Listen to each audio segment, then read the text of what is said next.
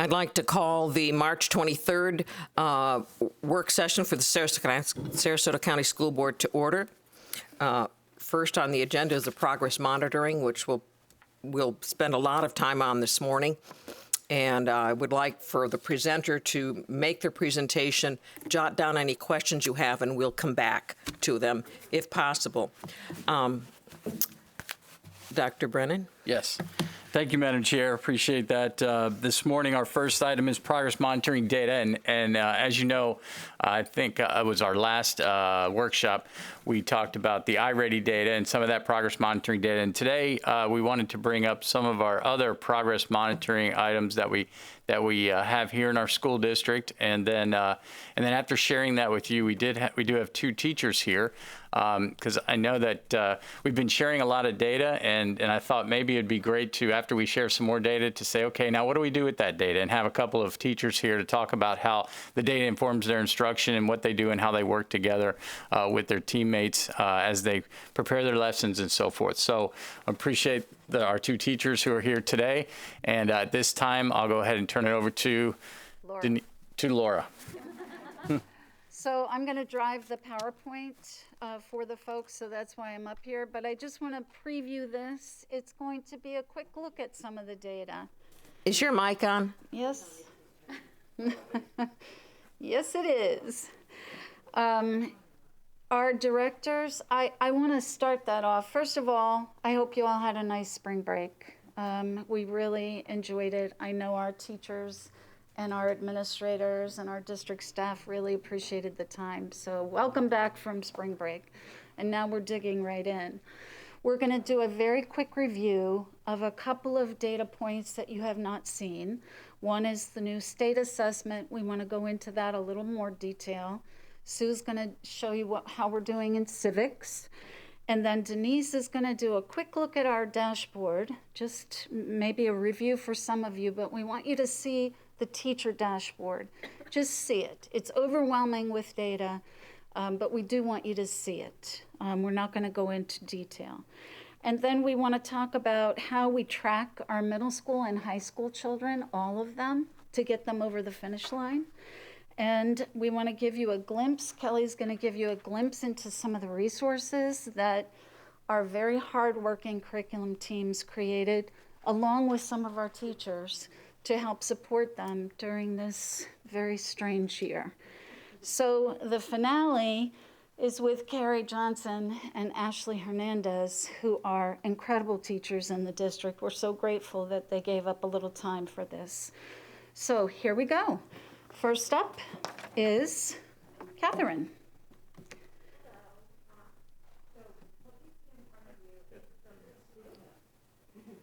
Oh, now it's on. It was on. I know, it wasn't on earlier, sorry. So hello, the APM is formally known as the Adaptive Progress Monitoring Program. The APM assessments are short computer adaptive tests designed to provide information at the student level that can be used to guide instruction. We added the APM as an additional English language arts progress monitoring tool for grades 9 and 10 this year as a pilot. This report that you see in front of you on the screen is the aggregate level of the overall performance distribution on the grade 9 reading. Teachers can view reports on the items and student responses, and at the student level, teachers can receive individual scores reported on the FSA scale, the overall performance level for a student, and details about performance by reporting category levels. So if you look, you see by state, district, and school in the first column.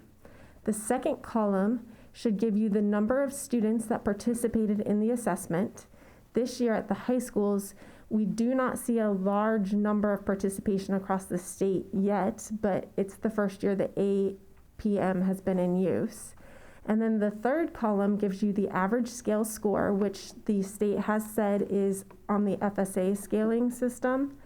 And then the final score gives you a breakdown of how the students are faring. So if you look at our state and district comparison, we are outperforming the state. When you look and you break down by schools, you can start to see where our schools are falling. What I find the most interesting about this report for our schools and our teachers is that when you break it down by students and teachers in the classroom, the teachers are able to dig in and see by question where their students are finding success and where they aren't finding success. So you're getting the big picture in front of you, but at the classroom level, teachers are able to really see what's happening with each of their individual students. The next slide shows you what we look like for grade 10. And again, this is at the very high level. So we're still outperforming what the state averages look like. But what's most important to note, I think, in this part of the presentation is that our teachers are really finding value in this tool. So much so that when we asked them to use this one time, they did, but they've asked us to actually use it during this benchmark window, which is their USA. Normally we'd be doing the USA test prep with our second administration, but every school in every English department for grades 9 and 10 had asked to use this in lieu of USA test prep, which is good news for us because when you have the two tests, the state has told us that we will have some longitudinal data. So the next time I come up here, I look forward to sharing with you kind of how those results are looking. Our window closes on March 31st, so we're right in the middle of it. So thank you.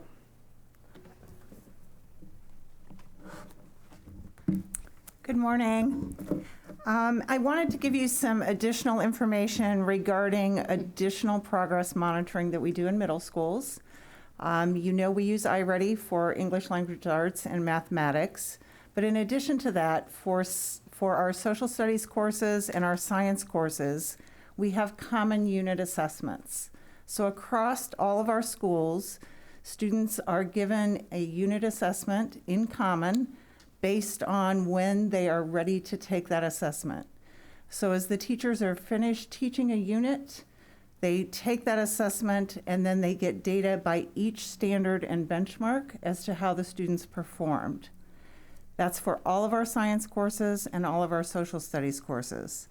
The program specialists then reach out to those teachers at each school, join them at PLCs, and have data discussions to again decide how to inform instruction, how to remediate for students who maybe didn't do so well, and then to move forward with next units of study. The data that you have in front of you is really a chart showing year over year. So just at a glance, if you look at the first line there under quarter 1, unit 1 average, you will see that in green, those are our schools who have performed higher this year on average than our students performed last year. So 6 of our 8 middle schools have higher scores on that first unit of study this year than last year. That was really promising information considering the year that we're in. You'll also see then in the yellow line the percent of students who actually took the assessment. So our goal is always 100%, but we celebrate those schools who have had 90% or more of their students who have participated in the assessment. And then again, this data is shared with our principals and assistant principals so that they can continue to have those conversations with teachers at the schools about this information. One thing you may note on here is the units were taught out of order this year. With it being an election year, they moved Unit 6 up to the beginning of the year to make it very appropriate and relevant for students learning. And therefore, you'll see that there was no data last year for Unit 6 because it's typically taught at the end of the school year, and you know what happened last spring. So we weren't doing those common assessments then. So this gives a glance of what it looks like, but then again, the importance of it is at the teacher level and obviously the student level. We will continue to monitor this. We will be pulling data again at the end of quarter 3. It also helps us to see if teachers are keeping on pace with their instruction and teachers working across the district to see how different schools are performing on these assessments.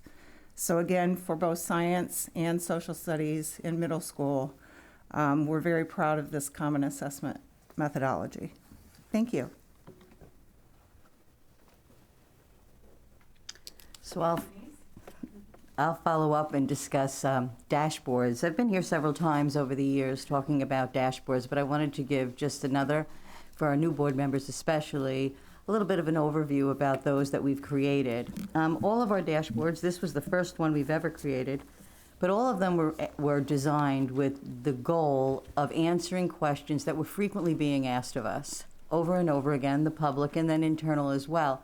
So the overall design is very similar from dashboard to dashboard. They're all filterable. You can choose, this one is about the district grade, but you can choose and go down and drill down to specific populations and specific schools. So this one depicts the 12 components of district grade. It was designed to answer all the questions about performance of schools, grades, student groups, and on the particular indicators that go into the calculation of grade. If you went today to this dashboard, of course, it would be 18-19 data, because that's the last time we received a district grade or a school grade.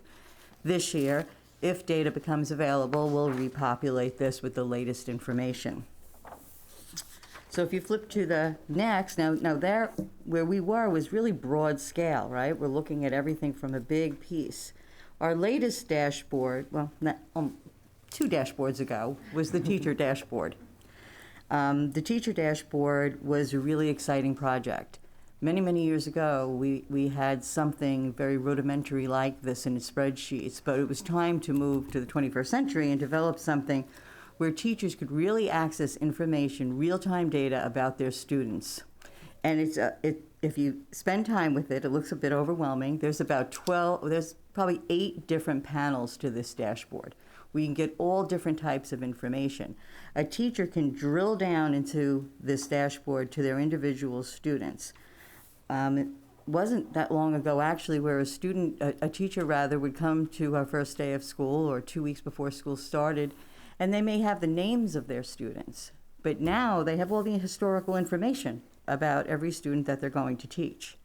And they can also go back in time and they can say, well, how did my students do that I had last year? Or how did my students do that I had 2 years ago? And follow up on those children. We frequently would have requests for that from individual teachers. Well, now they can do it on their own. So this particular dashboard was designed to answer questions that you see there on your left. How did my students perform prior to coming? How are the students I have taught previously doing now? What students' strengths and weaknesses does this data highlight? How do the results of this class at this grade compare to the rest of the school? And what trends do I notice across the assessments? So at their fingertips, they really can reach down into every child, and we're always enhancing it. It's filterable. They can look for different student populations and see how specific students are doing. When you're a high school teacher and you have 120 students, you can drill into it and look at specific student groups that you're working with. So we've gotten a lot of positive feedback about it. And as I said, I think one of the most important reasons we did it is that when a teacher comes first day, they can look and prepare and start beginning their instructional process before school even starts. Denise, you might want to mention how we got the position for this. Correct. We have a position that was so generously funded by the Patterson Foundation and has been funded for the last several years that help us work through these projects. So we are eternally grateful. And having a person and persons that can work on this it's a highly specific trained skill. So to be able to keep that person over time was really helpful. So we're very, very grateful. Thank you, Laura, for reminding me. Okay, good morning. It's great to see all of you this morning. And today we're going to talk a little bit about graduation success and the unique things that we do in Sarasota County to monitor for graduation success for all of our students. First, I want to say that we'll talk in just a moment about the amazing champions at the school level who are working through this, but I also want to acknowledge our district support as well, who are champions. So starting, of course, with Mr. Cantis, our Executive Director for secondary schools, middle schools, and high schools. We'll talk about the middle school monitoring as well as high school monitoring today. Also, I want to recognize Rodney Davidson. He's not in the room today, but he is a supervisor in state reports who this data is all attributable to his amazing work and his attention to detail. Lisa Lyon, she's our dropout prevention coordinator and specialist, rather. She's in the room today. And then, of course, I work with Victoria Klein, who is an administrative assistant in our office, and she's an amazing champion as well. So we are really excited to talk about graduation rate. Today we'll be looking at this from the aerial view of about 50,000 feet because there's so many moving pieces to it. But what we really want you to walk away with is the vision that we have and some of the pieces that we have in place to monitor graduation success with Project 10. So what is Project 10? It's a system of supports that is grounded in research to support the learner across all environments when they are in our buildings, and also even in some cases when they're not inside of our buildings, providing them what they need. It started as a framework with the Florida Department of Education, where they were years ago initially looking at our students with IEPs, our ESC students. Here in Sarasota County, it being the innovative district that we are, the decision was made to let's look at Project 10 for all of our learners. At this point, we are monitoring our high school students from the moment they enter high school as ninth graders through graduation success. We know that graduation just doesn't occur their last semester as a senior. And I'm really proud to report that, again, the innovation in Sarasota County has led us to this year monitoring all of our middle school students in the 6th grade for graduation success as well, making sure that they're meeting those benchmarks to be able to be a successful graduate at the end of their tenure in our school district. I really want to talk about our school teams. We have amazing school teams, and I listed some. If I've left anybody out, please know that I do apologize, but our administrators, our school counselors, our ESE liaisons, our Esol liaisons, social workers, truancy workers, and let's talk about all of our amazing teachers who are critical to the work of Project 10. The thing about Project 10 is looking at every single student across discipline areas, across areas that are important for graduation success. And they're doing that, and they're doing it an amazing job. So the next slide is going to just kind of take a closer look at a potential student, Tyler, and some of the indicators that we look at. There are many more that we look at, but we're looking at everything from the moment a child enters the high school in one of our districts that are attributable to graduation rates. So we're looking at the credits that they've earned, what their grade point averages. Those are the kind of initial things you think about with graduation success. But we're also looking at things like attendance and discipline and determining what are the appropriate interventions that we need to put in place because there may be some obstacles there that are preventing a child from being successful. We're looking at the full systems of support that the child may need related to special programs such as an ESC program or an ELL program, or if the child needs a level of intervention. There are testing requirements that we look at. We all know that there are testing requirements related to graduation rate that we just have to make sure that our students are able to pass and given the resources that they need to do well with that. The next slide that we're going to look at is how we've done over the last 3 years. And as you can see, we have definitely grown with our graduation rate, and I can definitely say this is attributable to an amazing community that we work with, starting again with the school level teams, and of course, our teachers and our amazing students and families. So proud of the work that we've had over the last few years. We ended up last year with a 92.5% graduation rate, which rolls up to a 93%, well above the state average, which we're proud of that as well. The next slide, now I just want to pause here for a minute and make sure I'm very clear with this, is these are our projections. I talked earlier about Mr. Davidson, Rodney Davidson, in research and assessment, and how we really do rely on the amazing reporting features that he's built into our Project 10 spreadsheet that looks at the first indicator for graduation success, which is the grade point average. There are many others, which I talked about, that we look at. And so one of the things I want to emphasize on this slide is that our projection for graduation rate, it changes week to week, certainly month to month, because we're looking at the data, and as a system of supports to support the learner, we are putting in interventions. We're putting in supports for the child. So I'm really proud to report that as of this month, March of 2020-21, our projected graduation rate based on grade point average is at a 90.81%. We fully expect that to change as students continue to pass classes, as students continue to have supports for testing and all sorts of things. And as you can see, the comparison is that across through last year, we're above where we were, which is similar to other data points which you've heard this morning as well. So we're really excited about Project 10. It's something that is a highlight of our week and our day when we get to really work with our amazing teachers and our kids to help and families towards graduation success. Next, we have Kelly, we're going to introduce, who's going to speak to us from the Elementary Curriculum Department. Thank you, Dawn. Good morning, everyone. It's nice to see you. Yes, I'm speaking to you today on actually behalf of all 3 levels so that Catherine Sue and I don't have to keep toggling with the computer up here. Let me just minimize this. What I want to do is, what I've been charged to do is, on behalf of all 3 of us, is to share some additional resources, some that you probably haven't seen before, that support our Sarasota County Schools Striving Reader Plan. And as you know, all of our levels have reading decision trees that have been approved by the Florida Department of Education, and those have guidance for teachers when a student has a specific deficit area. They know they can drill down with a screener or an assessment, they can find an intervention, they can look for resources and strategies and supports. So those are in our K-12 reading plan. They're available to our teachers. We also, though, have specific resources and strategies in our instructional focus guides that teachers use, the Blackboard preview courses I think we've shared with you before. And at the middle school level, they have a OneNote Striving Readers toolbox that has additional materials as well. So there are a lot of resources out there, but what I want to do today is take you just a little deeper into some of our Blackboard preview course resources that we have. I'm just going to click on 3rd grade here, and you'll need to see this because these aren't slides. I'm going live. On the Blackboard preview courses, for example, if you look on the left, 4 boxes down, it says Special Populations, and I don't think this is one we shared before.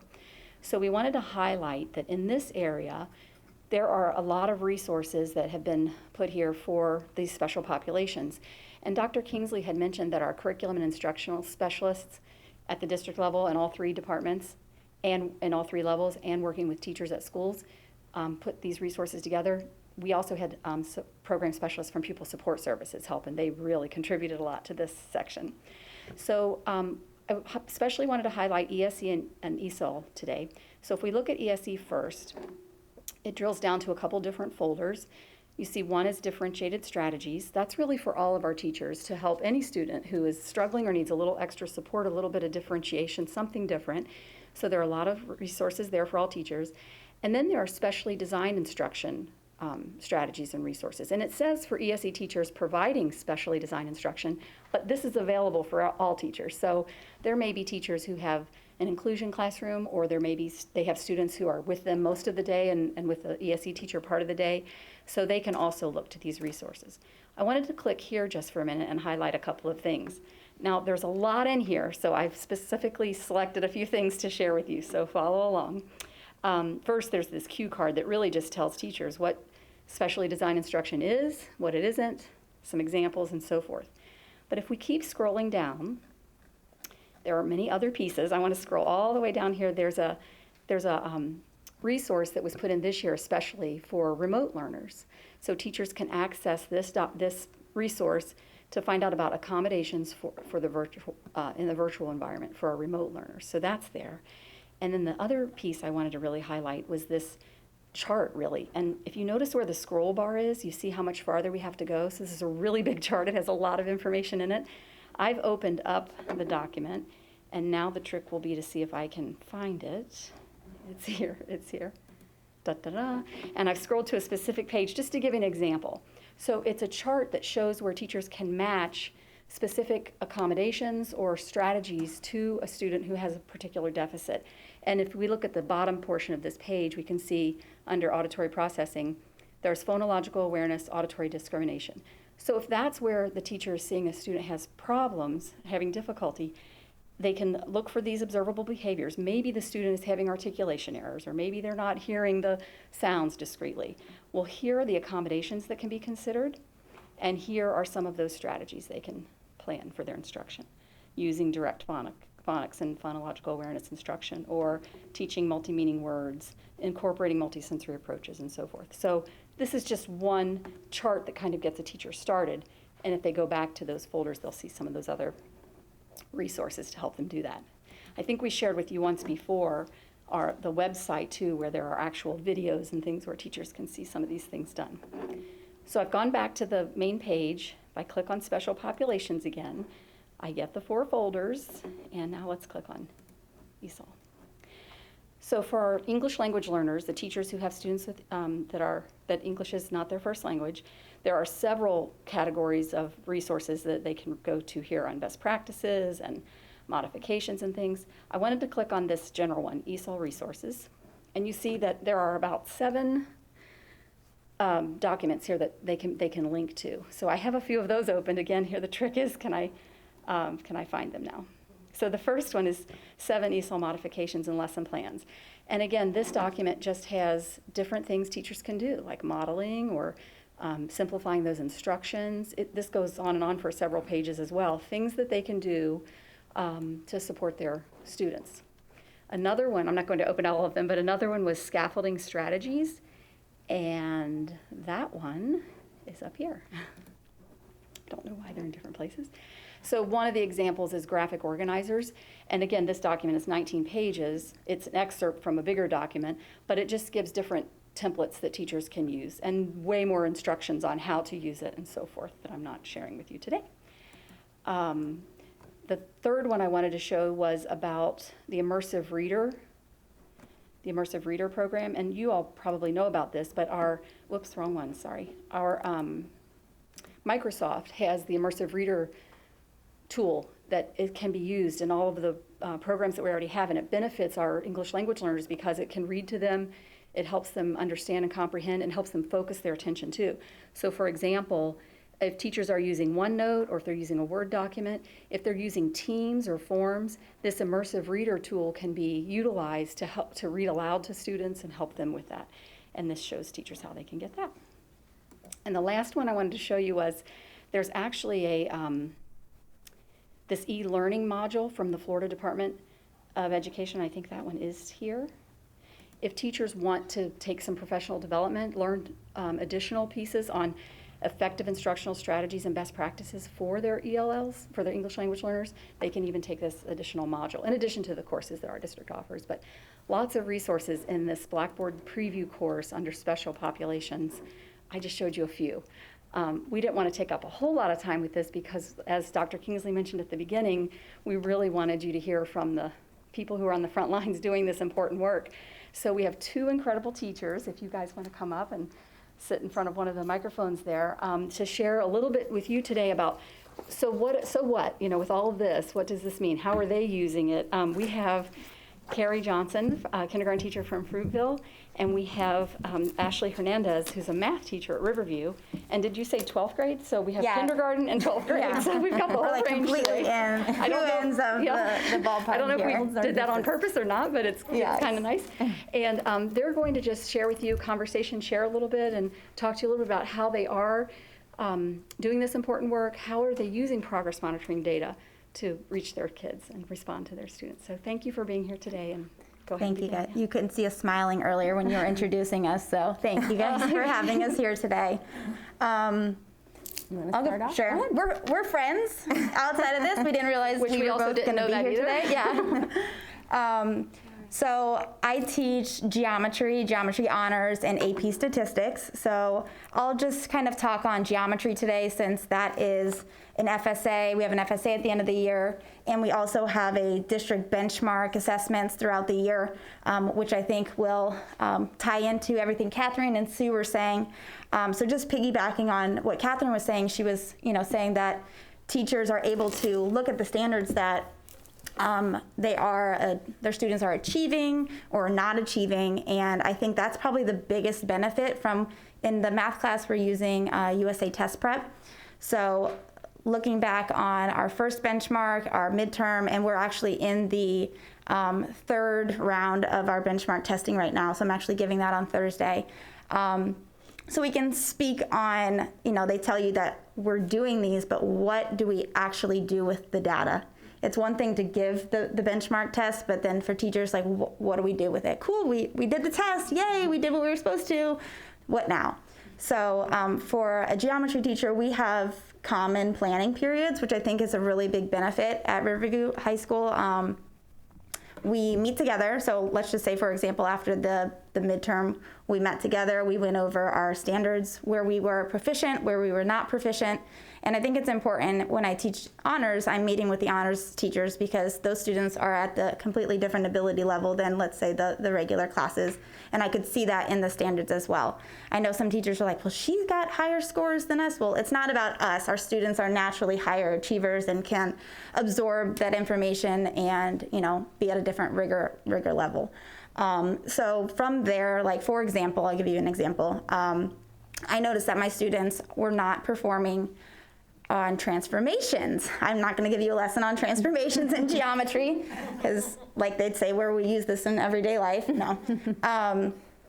But my students, one of the standards was like a 40%. So that gave me a red flag. Okay, I need to go back and do something about that. And we have a instructional focus guide where we need to stay on target. We have an exam at the end of the year. So how do we as teachers integrate reteaching and remediation into an already high-paced class? So for us teachers, we're just trying to find creative ways to reteach any standards that are not proficient.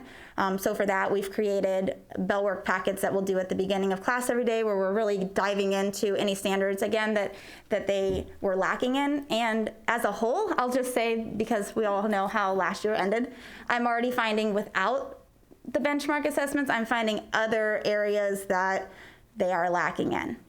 I'm trying to teach something with simplifying radicals, and they don't know how to simplify a radical because it's something that, that maybe they had to teach themselves at the end of the school year last year or something like that. So again, we're trying to find creative ways. I know we use iExcel, we use Big Ideas, which is our homework textbook platform that does really great differentiation, and just finding activities that are socially distant, and the remote kids too. I mean, that's a completely another side of the story. How are we, reteaching our remote students? And do you have a lot of remote kids? Not anymore. They're all back now. They are. Mm-hmm. Congratulations. Thank you. And my world is very different. I do not use the word radicals in kindergarten. But something that we do is we do a lot of small group. I feel small group is the most beneficial, effective way to quickly see where students are, what they're struggling with, and be able to provide that instant, appropriate feedback with instruction. Something a colleague and I did this year to help the kindergarten team be on the same page was to create standards-based assessments on a program that's called ESGI. It's an online tool. And we went through all of the reading and math standards and created assessments that the entire team uses. And it really helps just provide effective conversation among all of us. And we can look quickly and see who is the lowest 25% among the team, what is working. Teachers, they're so creative, and we have so many wonderful teachers that can say, okay, so this student is struggling here, and this is what I'm doing to help. And it just, teachers bounce off ideas and create great interventions or great feedback to enhance their lesson and help students become more successful.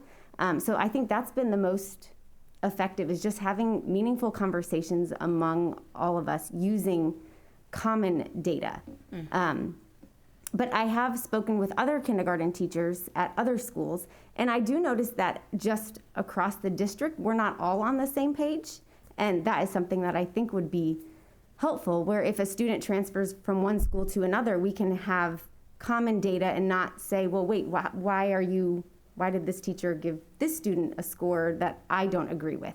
So that would be something that I think we could work on just at the district level, I guess, just to get all teachers on the same page. But as far as me and using data, I would say a lot of collaboration and a lot of small group is what I find most helpful.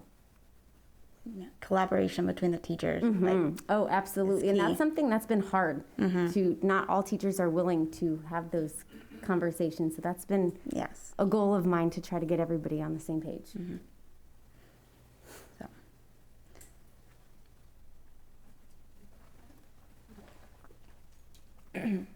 Ms. Ziegler? Well, thank you for being here. Reagan says hello, by the way. I'm so excited. She was my daughter's kindergarten teacher, and I have nothing but amazing things to say, so I'm very excited to see you here. But something that you mentioned that I think is really strong, powerful, and it came across in some of the other discussions, but it's that peer-to-peer strategies. And I know in my own profession, I think that really is powerful. Well, it's not just, for lack of a better term, it's top down, but it's people who are in it, who are doing Absolutely. it, who are speaking that same language, and it's just empowering. So one of my questions was, and I think Mrs. Johnson, you referenced it, is that you create those assessments yourself, so it's not somewhere else. Is that consistent across the board in the district? I'm looking over here. Yes. No. I'll just address it a little bit. I know I think you joined our math group that evening too, the math team leaders. We've been having this year our 2 math specialists. One is on leave, but we've contracted her a little bit. They meet with our elementary team leaders about once a month. K1, actually by grade level. They meet 6 times by grade level, and for all kindergarten teachers, lead teachers across the district. So from all the schools, that's where you got with all the teachers.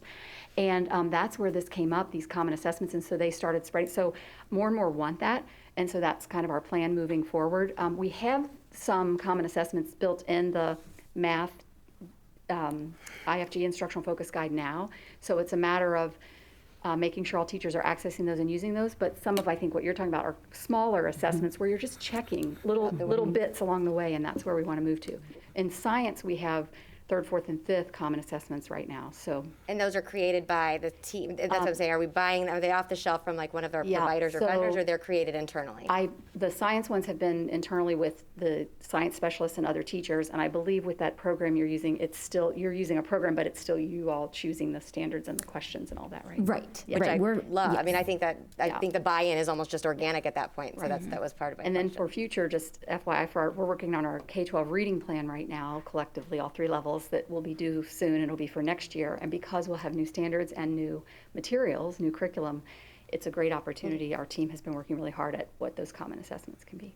Thank you. Well, and then one of my follow-ups, and I had a couple questions, but I'll direct them right now. But I'm mentioning that, for example, when you do those assessments, and you used the example where you saw there was a certain lesson plan that students that were below where you expected, and again, looking at the circumstances last year would have been a major disruptor. So outside of the anomaly of this year, or this last 12 months, if you will, when you do find that there is kind of an area lesson that's lacking, do you share with your peers? Is because perhaps it's, I don't know if it's the approach or if it's the content, and and that's so the for question next year. too. We ask ourselves, like, did I teach it better? No, we never say that. But we have professional learning communities, so when we do meet, that is something we look, geometry honors to see that, and then the regular level, and then across the school, across the district.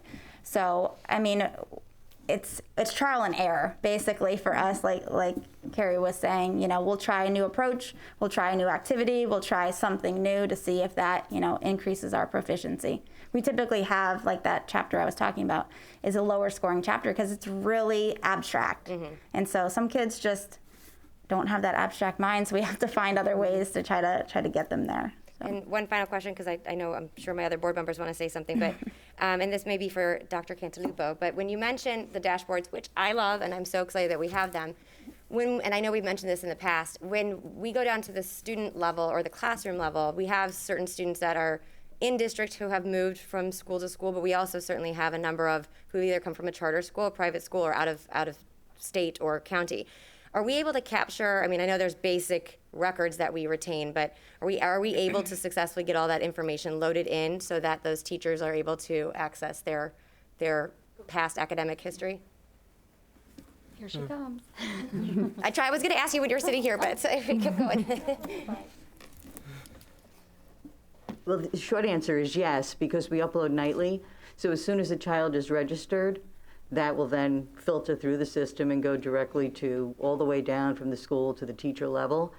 The caveat to that is that if we don't have all the data, we may not. So if a kid is obviously from a different state and we don't have the test scores, but as soon as they come in and a teacher or a school sees they're missing something, sometimes the school does a record request from the receiving school, and then the data is put in. But as soon as they're in our SIS system, they filter through the dashboards. Okay, thank you. And have you guys found, I know for kindergarten it might be a little different because unless there's probably not as much history that they're coming with. Right. But are you finding those Yeah. helpful when you are really narrowing in on specific students where they're struggling? Well, specifically this year too, because we didn't have FSA scores from 8th grade because I teach 9th grade as well as 12th grade. But seeing those kids from previous years, not just COVID year, was very helpful. So you can see in the honors course, I mean, they're there, but some of them should not have been placed in there based on what their FSA scores probably would have been. So it's nice to kind of see what kids I need to target to, differentiate the different lessons. So. Well, I would be remiss if I did not thank you from the bottom of my heart for everything that you guys have done and all of the teachers in this district in a remarkable year. So thank you very much. Thank you. Carrie, did you have anything to add about data coming in before kindergarten? Well, like she said, we don't have as much data coming in. We do a summer screening, so we can try to gather as much information to get a good picture on each student. And that is helpful, but we don't have as much. Karen? I want to recognize the two teachers, Carrie Johnson and Ashley Fernandez, for sharing the real work that goes on in your classroom. Very well done, thank you. And also recognize the curriculum departments and our district leaders for the resources are phenomenal, and I really liked the piece on process testing that Ms. Ellington presented, and my question relative to that is how accessible is testing to find out any processing challenges, whether they be visual or auditory, that students have. The resources are rich. How do we know and how accessible are those assessments? So the resources that we have, whether it's Blackboard preview courses or instructional focus guide or the decision trees that are also located for elementary, we have that elementary website as well that has all those resources there. All of that is available to all of our students. And when we've done our PLCs or we call them CPTs, those collaborative planning times with grade levels where we've gone out to all the schools, we'll show, we'll make sure folks know where those are. We've also worked with the pupil support department because they'll have more specific kinds of screeners and assessments and things like that for, and they, as they work with their Swiss teams, their school-wide support teams, and identifying, is there more needed in addition to, as a teacher, I'm going to utilize some of these resources and differentiate or target or provide an intervention or two. But when it gets at a higher level than that, then it's going to take a school-wide support team to really analyze, and that's where all the players come, and that's when probably other screeners or assessments might be mentioned or offered.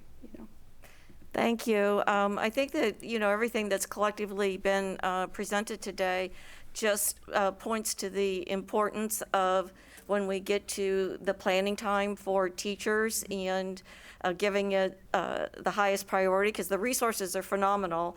And you can see that once you peel away all the layers and dig deeper into those, it's going to take a tremendous amount of time.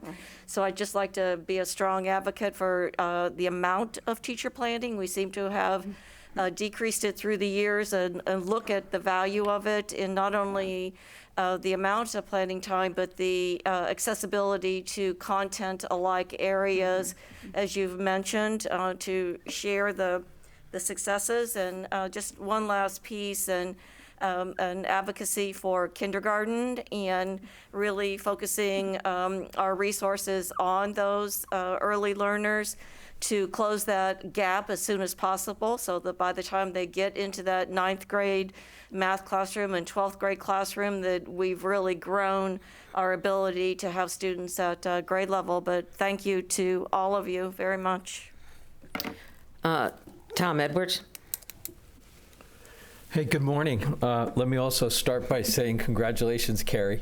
Thank you. Thank you. So first time I've had a chance to see you, and I wanted to wish you that well-deserved. Thank you. This also for me, I noticed, and I don't know that it was given the right attention. But the iReady data results from spring to winter, or from fall to winter, that leap was pretty significant. And I want to acknowledge that letting us see how that happened and see all the work that goes on behind the scenes and to say thank you, and certainly shows in our results of how we stack up against the state. So having the opportunity to see how it actually is done is great. So thank you for that. One question that I do have is that I'm looking at, from kindergarten to 12th grade, I'm looking at schools, each school being different, all of the processes, subject matter, all of the different opportunities that you guys have in that very rich database for folks to get resources. That's enormous. It's huge. What an accomplishment. But what I would be questioning now is, do you have a way to capture its usage? Do you see where what data is being accessed and perhaps trying to get an understanding as to why? I glanced over at Denise to see if she would pop up. I'm not sure. I think IT can look at some of the pieces for us and run reports. They've done it with other things before. At elementary anyway, we started at the beginning of the year. We were going to ask to see how many elementary teachers are accessing the Blackboard preview courses, because we started the year, the intent was really just to go a few weeks in to give teachers a little bit of a head start because of the concurrent teaching and all that was happening. Middle and high kind of went that way and went with the original plan. At elementary, we continued because most of our teachers are teaching all subjects. So we felt we were getting responses from them that they still wanted and needed the support. But while everyone's working on and doing a different way of work up here now, their focus is on this now, different than other things, you kind of wonder, is it being utilized? And so while we didn't get any IT reports, we did from our teacher response. We always tease that we're like 10 minutes ahead of the teachers, that because there's so much work. And so an email like, when's it coming out, or we're ready, so we are getting a lot of positive. I don't know the exact, we did a survey too, and it was a real pretty high number, like maybe 60% of 70% are using it. We think it's grown as the year's gone on too. So at first, not a lot of people were, because they were unsure, that everybody was just trying to get their feet under them, at the beginning of the year. But at elementary, people are using those Blackboard preview courses really well, I think. Well, I just listened to what Carrie said about peer-to-peer. Mm-hmm. What trends can we capture there might be interesting. And plus, to what Ms. Rose says about just the time, that it would take to kind of look at the data that, maybe these are the top 5 things you might want to look at. Right. I don't know. But I just, I love that we have that data that we have 77% of our families use the portal. I love that. Yeah. That number means so much to me. So I just throw that out there. And the dashboard, all that information that's on a dashboard, I do as much as I can to prepare for a meeting. I can't imagine what it'd be like for a teacher to have all that information available to you, to know the students that you're getting ahead of time, and that's awesome. So well done, everyone. I have a few comments on how many teachers can use it, and where else do the teachers need help, and I know they need some help so that they can access these things and be taught on them. And I don't know if maybe using some of our funds that we're getting in this second round might be well spent on perhaps hiring aides at the schools, so that somebody is watching the class, so the group of teachers can take these lessons. Or the other thing is, and I know that because we've got Rotaries and other organizations out there that want to adopt a class or adopt a school. And I know that sometimes, back when the days when I volunteered in the schools, sometimes I'd go and the teacher didn't know quite what to do with me. But I was making popcorn sometimes. But perhaps use these volunteers to maybe read to the class rather than read one-on-one with a child where you're not really getting much feedback.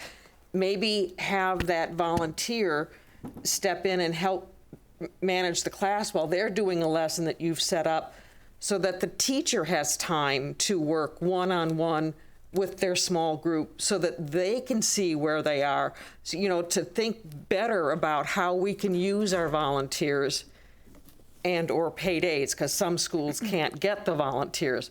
And I think that's something that, I'm getting some nods. I'm hoping that, because I think we need to think about that. We've got that resource here. We've got organizations that want to come in and volunteer in our classrooms, and how best can we do that? And to me, I think if teachers can come up with thoughts on how they can use a volunteer so that they have the time to go one-on-one.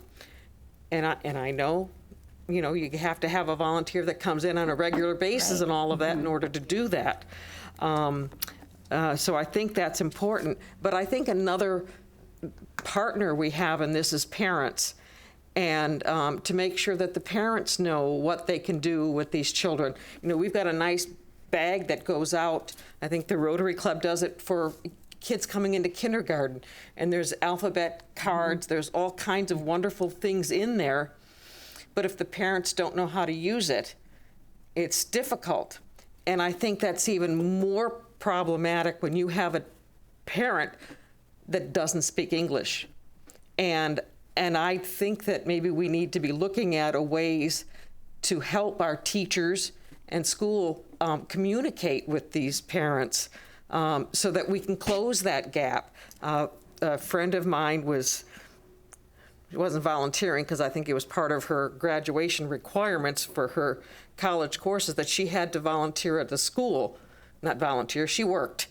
And because she was bilingual, she was shocked at how many parents called that school that didn't speak English. And I'm like, well, what do we do at other schools when the parent calls in and has questions about what should I do or where can I get information on this? So I'm thinking, we might want to be looking at bilingual aides or helpers or something at some of our schools so that parents can communicate. I don't know if you all have problems communicating with some parents who don't speak English, because that's a connection we need to make sure we aren't missing. So I'm glad to see that. And, because we're going to be thinking about how we're going to use these dollars, and they have to be used in non-recurring ways, meaning it's for this coming year and that's it. So we're looking at that. And I think probably to Laura, well, I'll come back for my other questions after the other ones have a chance to go around. Bridget? Oh, okay. So one question, and Mrs. Brownie brought this up, and I'm glad you did. I have a couple, but are volunteers allowed back into the schools yet? I did not think so. Not this year.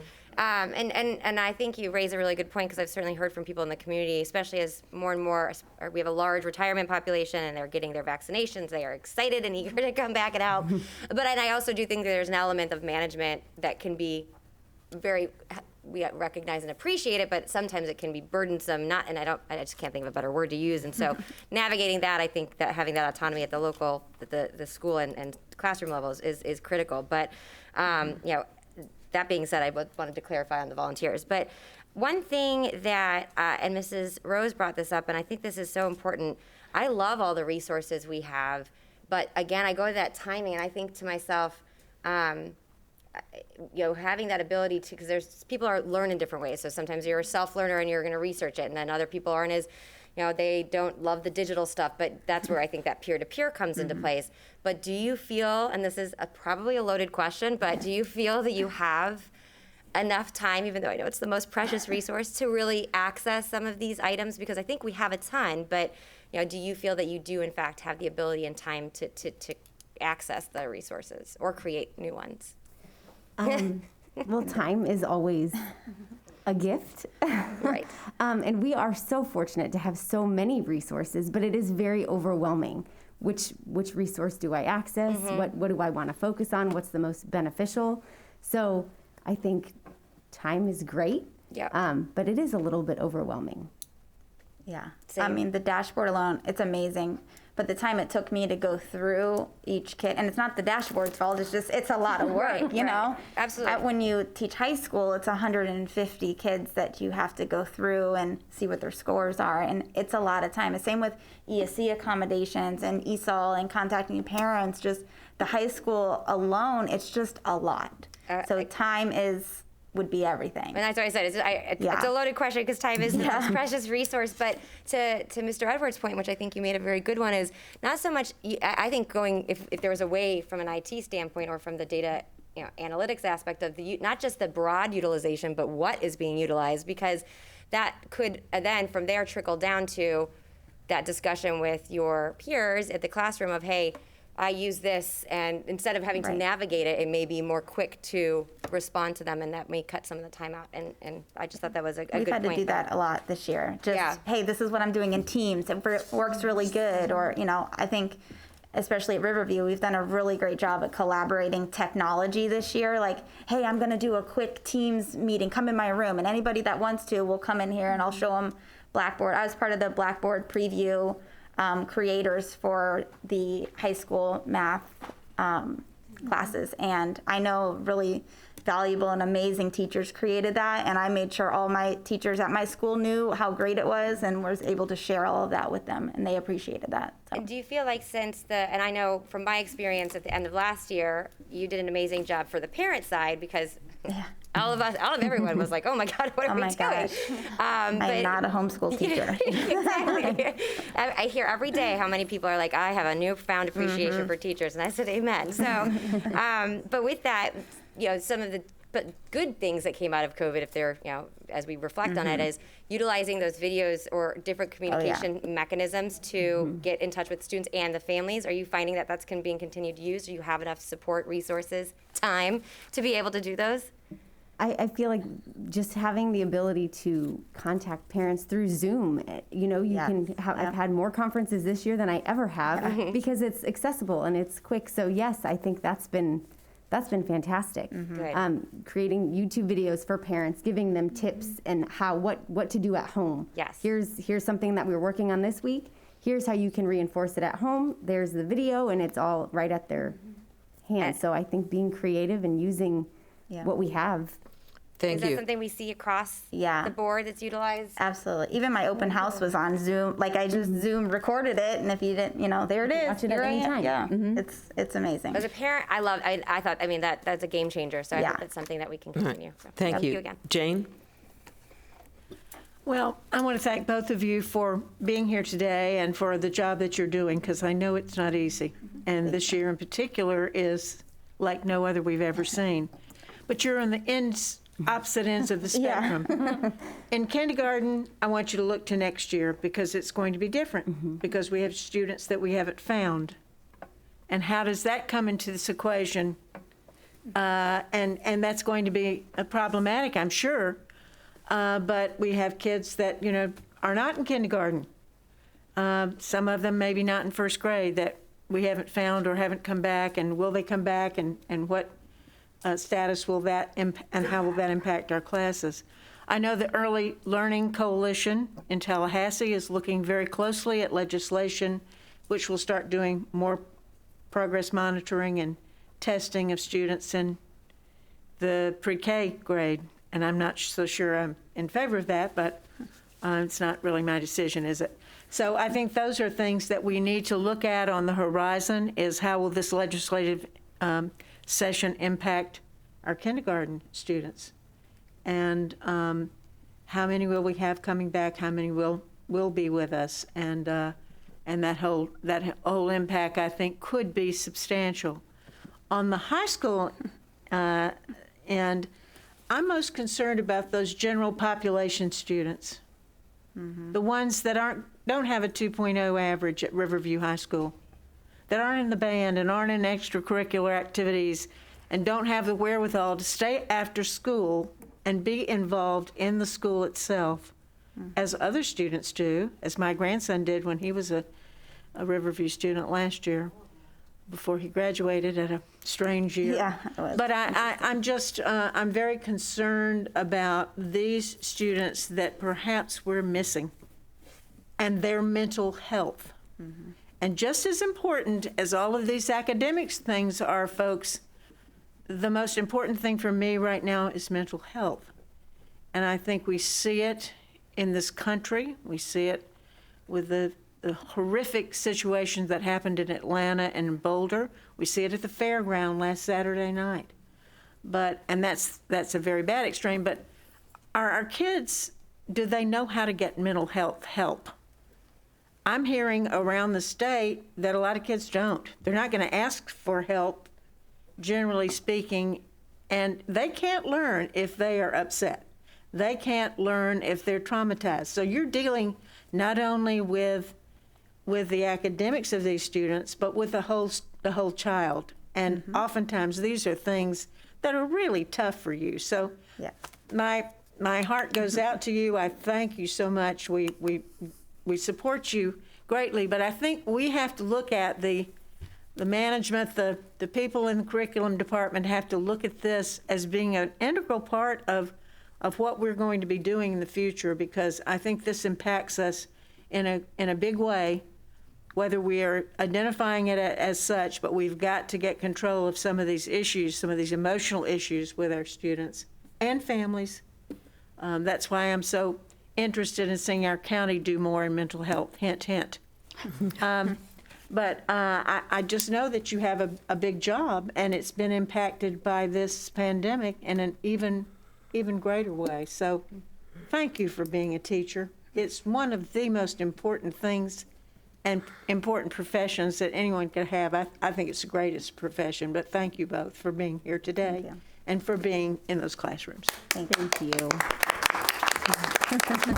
We're smiling. We're smiling. Dr. Asplin?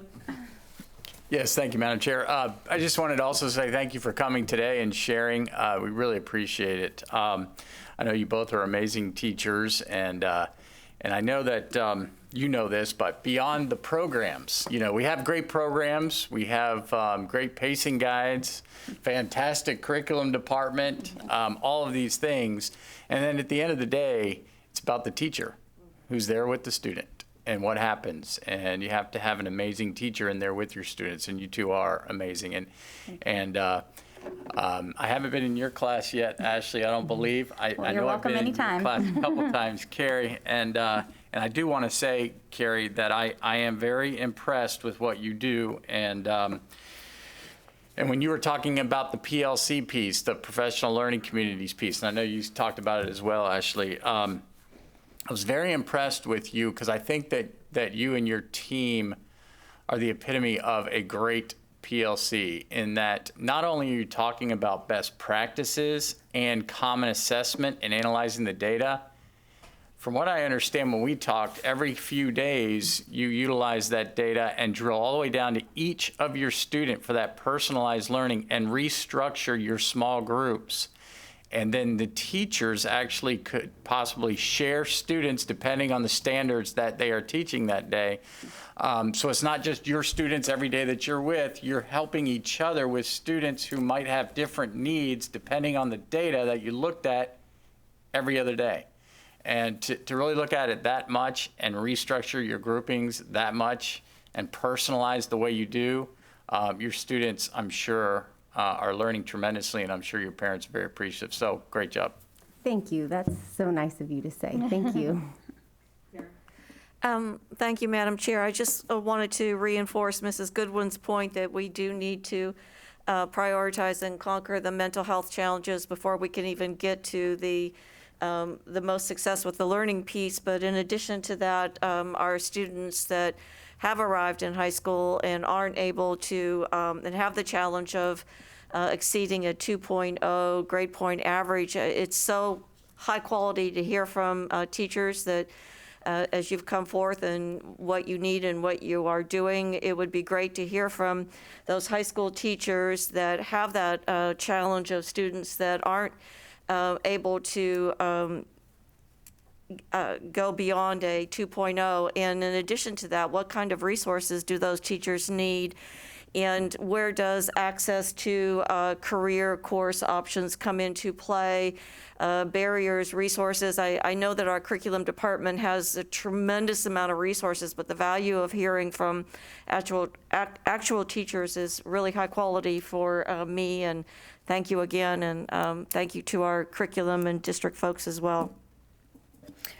I think my comment would be directed either to Steve or Chris or perhaps Laura. When we evaluate teachers, we is the big one, not me. I don't do any of it. When you evaluate the teachers or your staff, do they look at which teachers are using the dashboard data, which teachers are using these resources, and is that part of their grade? Because, I mean, you know, I would like to think that all of our highly effective teachers are using all of these things, and that if somebody, because I know there's some teachers that, I mean, 10 years ago, they didn't want to touch the computers, but, you know, I would think they all do now, I would hope, and use our data. So is that part of their grade? Yes, there's an indicator on the Pride evaluation form that is all about how teachers use their data, and these two probably have the highest scores in that area. So it's definitely something that administrators look for when they go into classrooms. The other brilliant thing that these curriculum directors have done is making sure that team leaders are accessing training on these resources. And if you think about that, the team leader then goes back and works with their PLC. And so everyone benefits by looking at data and common assessment building and looking at the resources, because the team leader is there getting that information. So we can't always reach every teacher, but that has been a brilliant strategy that our directors have used. Great. And directed to you or any of the others, what would you like us to focus on if we had a pot of money that we could invest in something next year? Go ahead, ask for it. I mean, at the high school level, I don't see volunteers like ever. I really don't. Like there's no volunteers in the classroom whatsoever, at least for me. I know at the elementary level it's so different because parents want to volunteer all the time. I mean, I'm a parent. My daughters go to Philippi Shores, and I want to go volunteer as much as I can. And we don't.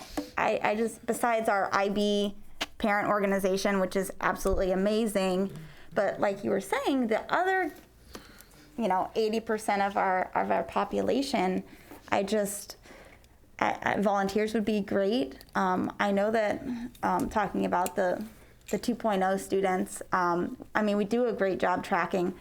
I would love all of our students to not be remote. That's personally, 60 of my students are remote. The rest are in class. It's been a huge struggle this year, as you guys know. So high perhaps school level, not a volunteer, but an paid aid that you could be telling what to do might be more helpful for you. Yeah, I would love to do small groups within my 45-minute class period, but you can't. We do activities, and I can pinpoint some kids, but I don't have time in my 45 minutes with those kids to do small groups and pull people, and that's the high school level though. So Saturday school? Oh. Because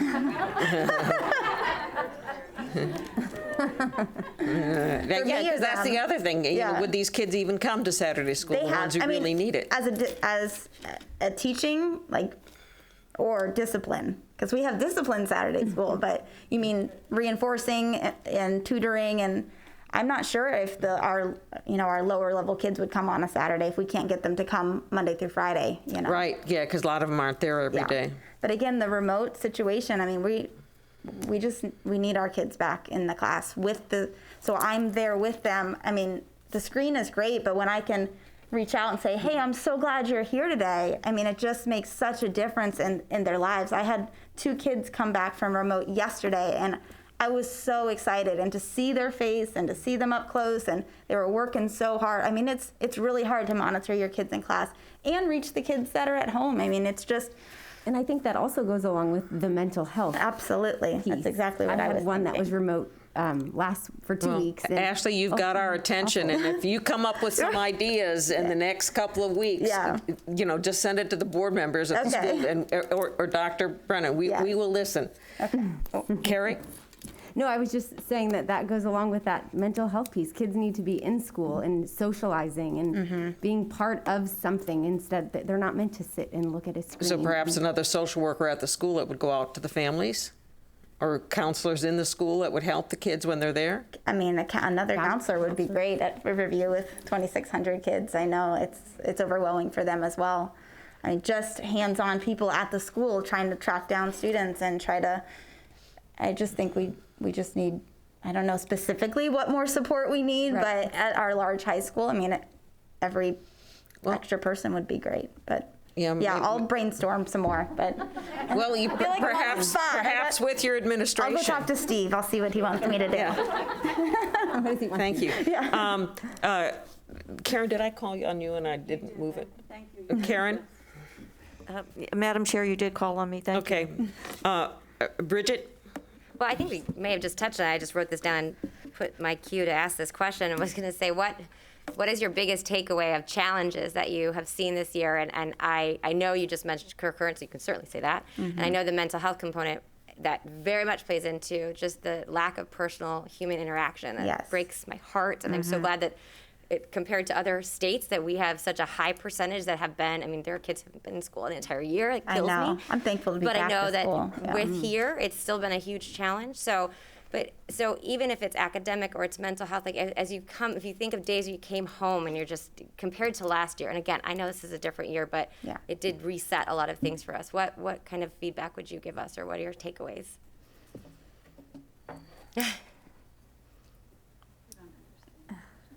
No, That's a hard one. I mean, I'm still just as exhausted as I was last year, I'll be honest. And I'm thankful I'm actually teaching the same courses I taught last year, so the prep work that goes into it was not nearly as difficult as other teachers were that I know, especially the ones that have never been on Blackboard in their entire life. But I don't. Maybe I'll making it more looking forward, because perhaps perhaps it's just about really having those kids back in class. Yeah. But as we learned from this year, what are like some of the challenges you foresee potentially moving into next year that we can be prepared from a resource? I mean, standpoint? academically, my remote students are underperforming my brick and mortar students. I've been doing data on that through my leadership academy that I'm in, and just pulling data from remote versus brick and mortar students. I just think I'm waiting to see their FSA scores for geometry to see really the data in that. That's really what I'm looking forward to see. And I think a lot of those remote kids might have to do some extra prep work to prepare for, let's say they want to go into Algebra 2 next year. Like, I don't know if they'll be prepared. You know, they may be watching me on the screen and they do okay on the tests, but compared to my other students, they are underperforming. Thank you. No, that's good feedback. Well, I know that on the state level, the PTA organization, the Superintendents Association, and the Florida School Board Association, we're all partnering together to send out, I think the superintendents will be sending out a survey talking about absentee rates again. Because I think just as we have these kids that are still remote, we have a lot of kids that are absent more. And so we're going to be sending that out, and hopefully the districts will return that, and we will design some type of a new campaign for next year that will, as we did a few years ago. You remember, I think it was maybe 4 or 5 years ago, we had the great emphasis on absentee rates, both students and teachers, actually. But we're hoping to design a campaign around that for next year, and I think you got to be there. You got to be there to play, and you got to be there to learn. And just as you're saying, the remote is everybody is probably not tuning in at the same level that they do in class. I know my granddaughter at Pineview has been quarantined a couple of times this year, and it really, she's not happy about being home. But I really think that absenteeism is on the rise, and we really have to look at that and nip that in the bud. So, Dr. Asplin, when you get that survey, and I don't know when it'll come out, but I know that the Superintendents Association will be sending it out shortly. I hope all the districts will fill that out and send that in so that we can see what it is now, what the absentee rate is, and see if we can't design a campaign around promoting being at school. I had one comment on the higher graduation. It looked like we really jumped up this last year for graduation, but didn't they waive a few of the requirements for graduation this year? And I'm not, well, by this year I meant last fall, and no, last spring. And I don't know if they'll be waived again this year, but I doubt that they will. So I'm like, I'm not going to be upset if we drop 1 or 2 points in our graduation rates. I'll be really excited if we hold I'm out. going to be upset if we drop, but I will say there was, the assessment piece was waived. What we do know last year, we know what the data, very specifically what the data looked like for the number of students who benefited from what they were calling a COVID diploma. But what we also know is when you look at that last quarter of the year, when we had so many, the challenges that we faced that last quarter, it's that, as Dawn Dr. Clayton did a great job of presenting the information. We have it down student by student by student. We meet with schools on a regular basis. They have their teams that are monitoring those students. We would have picked up a large number of those students anyway. But the fact of the matter is, once the assessment was out the window, those students graduated without it, whether it's through a what? Yeah, the number was 160 students that benefited. Think of the thousands of students, 160 students that benefited from that COVID diploma. But I guess my point is that a lot of those students we know we would have picked up. And when you think about it, we take these students, the seniors who are still grinding it out one by one by one. We know those students. We know them by name. The schools know them very intimately. And at the end of the day, we take them all the way through July. We have that window through July where we work with students. We fund a summer program for those seniors, and it's pretty neat. I talk about graduating students from jail. I talk about graduating students in a number of different issues. Last year, we saw an issue with one of our Hispanic population. We put a real emphasis on that this year for our graduation rate. So the data, looking at the data, making sure that we are reacting to the data, I think we do a great job. And I want to just say that Dawn and Lisa here, as we have worked this and really put the processes in place, to have that kind of support for the secondary schools. And we are down in the middle schools now monitoring that graduation rate. They do a great job supporting the schools, guiding the schools through the data. And, that's one graduation rate. You can really watch the data kind of come to life. And at the end of the year, you celebrate those kids when the ACT test comes in, the SAT concordance scores come in. We do testing for the last 2 years at the school site, where we didn't used to do that with SAT and ACT. So we have a number of strategies. I can't imagine anybody doing more than what we do. And our goal is to get to 100%. Maybe one of these days we will, but we're going to continue working to that. But I do want to give them credit. They do a great job. Not to put you on the spot or anything. Bright Futures, they're looking at some changes to that. Do you have any comments on that? Well, I do know, I just saw yesterday there was something that came out on it. I don't have the specifics, and I don't want to speak to the specifics of it because I don't want to confuse people. I do know that they're looking at, I think the financial burden, lessening the financial burden on the state as far as how much money is going out for Bright Futures. That's always unfortunate for our students who work hard over the years to prepare for that.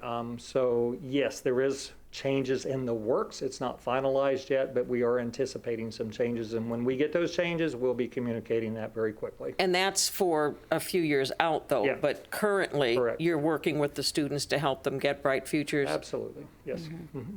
Thank you. We have a number of opportunities for students to prep and prepare for, assessments. And they can all work with your staff at each of the schools. You work with them to get all types of I think our scholarships that are career available. centers are instrumental in that, and all the high schools now, the career advisors at the middle school are a piece that were added a few years ago, and it kind of feeds into our career centers at the school. We're getting better and better with that process, working with Education Foundation, as well as working with Rotary Futures in Venice, as well as working with, Lim Andrews at Booker High School. I promise you. So we work with the kids not just through K through 12, but we're looking at in the preschool areas. We're working with some of those, and we're also working to make sure that they're successful beyond high school. Absolutely. Yeah. Thank you. You're welcome. Dr. Asplin, I know you're looking at some things,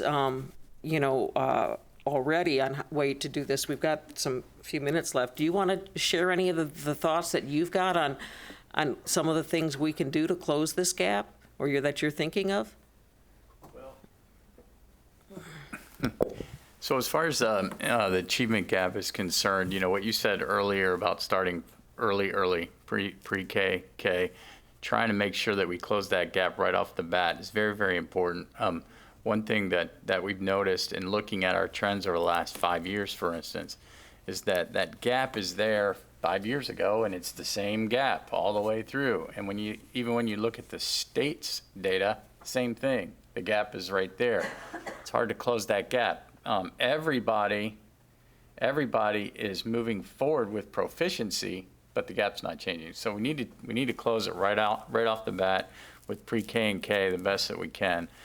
Very, very important. I think another piece to it is, especially when we move into the third grade and above, building those relationships so students are engaged, I think is very, very important. And I know this summer our principals are going through something called Capturing Kids' Hearts for 2 days. And that really speaks to how to build quality relationships with your students and with the families. And we're hoping then the principals will then take that back to their schools with their faculties, because I think as we and then you also put in there the equity committee that we just created, our equity and innovation person, Dr. Moore. Part of that committee is to help us to close the achievement gap. And how do you do that? And it's back to that building relationships. Well, how do you do that? We have to understand culture and environment and background and the family, so that people will trust you as a teacher and as an educator, so that they will then become engaged in your classroom and they will learn that way. And so I think that's very important. And then the third thing I think is back to what we were saying before. I think the professional learning community piece is very, very important, and our teachers, having them collaborate and have time. We already said that a couple times, have time to collaborate together to build those formative assessments, common assessments, be able to analyze the data together, talk about their students individually, regroup, but have those small groups, that small group instruction, or even that one-on-one. That is the best way to improve a student's skills. And so I think, we need to look at all those areas. And we have some professional development, like I said, in those areas. And then going into our strategic plan, as we are right now starting to build our strategic plan, it's going to be very important for us to look at the early childhood piece and what are we going to do with that. So. And the summer school this year will have, but we won't have the test scores back in time. But we're going to use this progress monitoring. We still have the information to assign schools. That's correct. I don't believe we're going to have test scores back by the time we have summer school. I think test scores are supposed to be required to be back by July 31st, maybe, and summer school is going to occur 2 weeks prior to the 4th of July week and 2 weeks after the 4th of July week. So we will use our progress monitoring data and our teacher data, report card data, all the data that we use every day to inform our instruction. That's what we will use to find the students who we think really could benefit from summer school. Tom? So I love the fact that we were talking and just sort of all amongst ourselves, mental health still kept being a common thread. And it's interesting, too, to really assess that achievement gap data and the trend as it relates to how we compare to the state. And we're not able to bump those numbers a whole lot. And my only, because we started this mental health conversation at our last workshop, just to make the awareness. And I know that our county commissioners are going to be talking about that today. But I noticed in Governor DeSantis, he has $79 billion moved over to behavioral programs, which I'm going to ask Mitzi when we see her this afternoon in the operational budget as a side note to see if any of those dollars can be earmarked, because look at what we do from a curriculum standpoint. Look at what we do with resources and all of these kinds of things to try and address the achievement gap. And I can only assume that mental health, it has to be a common thread. We can't address inequity. We can't address achievement gap if we're really not getting a better focus on the mental health piece of it. So I'm hoping that when we do our strategic plan, that becomes an area, particularly on the VPK on our elementary students, to make it more matter of fact, so that by the time they're in high school, it's common conversation.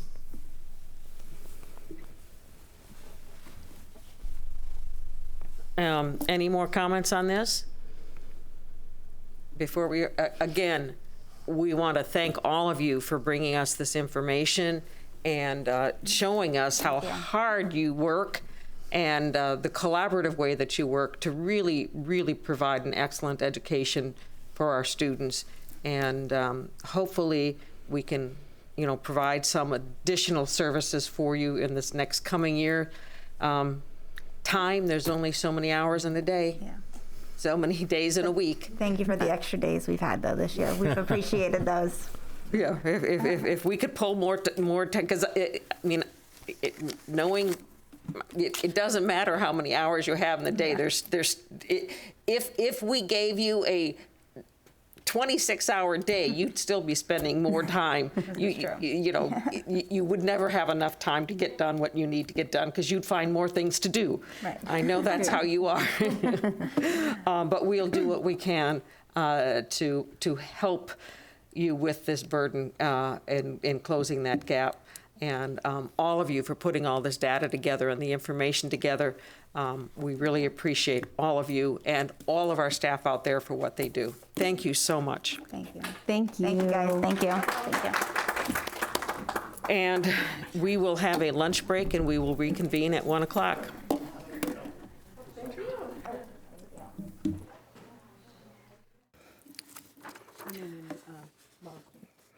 I'd like to reconvene our March 23rd workshop, and the next item that we're going to be working on is the operations budget. Dr. Brennan?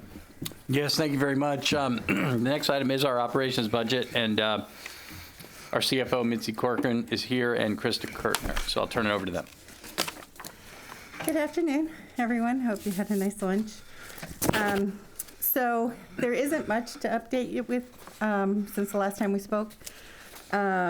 We have yet to receive any draft budgets from the legislature, from the Senate or the House side right now. So what we provided to you before we were left for spring break is where we anticipate we'll end up for this year through the actual results in January.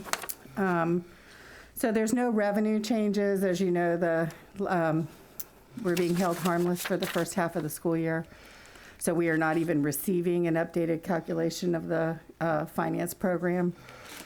So until we get the results of the February survey and we get the fourth calculation at the end of April, we won't know what our final revenues will even be. So there's no change in the revenues. On the appropriation side, there's really no change other than we did get a bit of good news. Commissioner Corcoran was able to negotiate with our instructional material providers. And so what we thought we were going to have to provide with general revenue went down by about $540,000 for the ELA adoption. So that was great news. So hopefully he'll pull it off again next year for the math adoption. So that was good news to hear. So that kind of added, $540,000 back into the general fund, which is always good news. We did get a couple of quite a bit of good news, actually, with regard to food and nutrition services, which isn't part of general fund, but thought I'd throw it in there. So the waivers have been extended to September 30th. So at least through the summer, we know we'll be able to feed our kids for free. That gets them through the summer school programming. Excuse me. It's just a lot harder to hear with our masks on. And plus speak a little slower. Okay. I mean, I've got a problem with my hearing. I'm sorry. I do talk really fast. You are talking. Maybe the younger people can hear you, but us oldsters. Well, I'm in that category, so I should just speak slower. At least this oldster. I'm not talking for that one next to me. I got you. I understand. I apologize. All right, so we got some good news. Ms. Brown, I'm trying to hurry.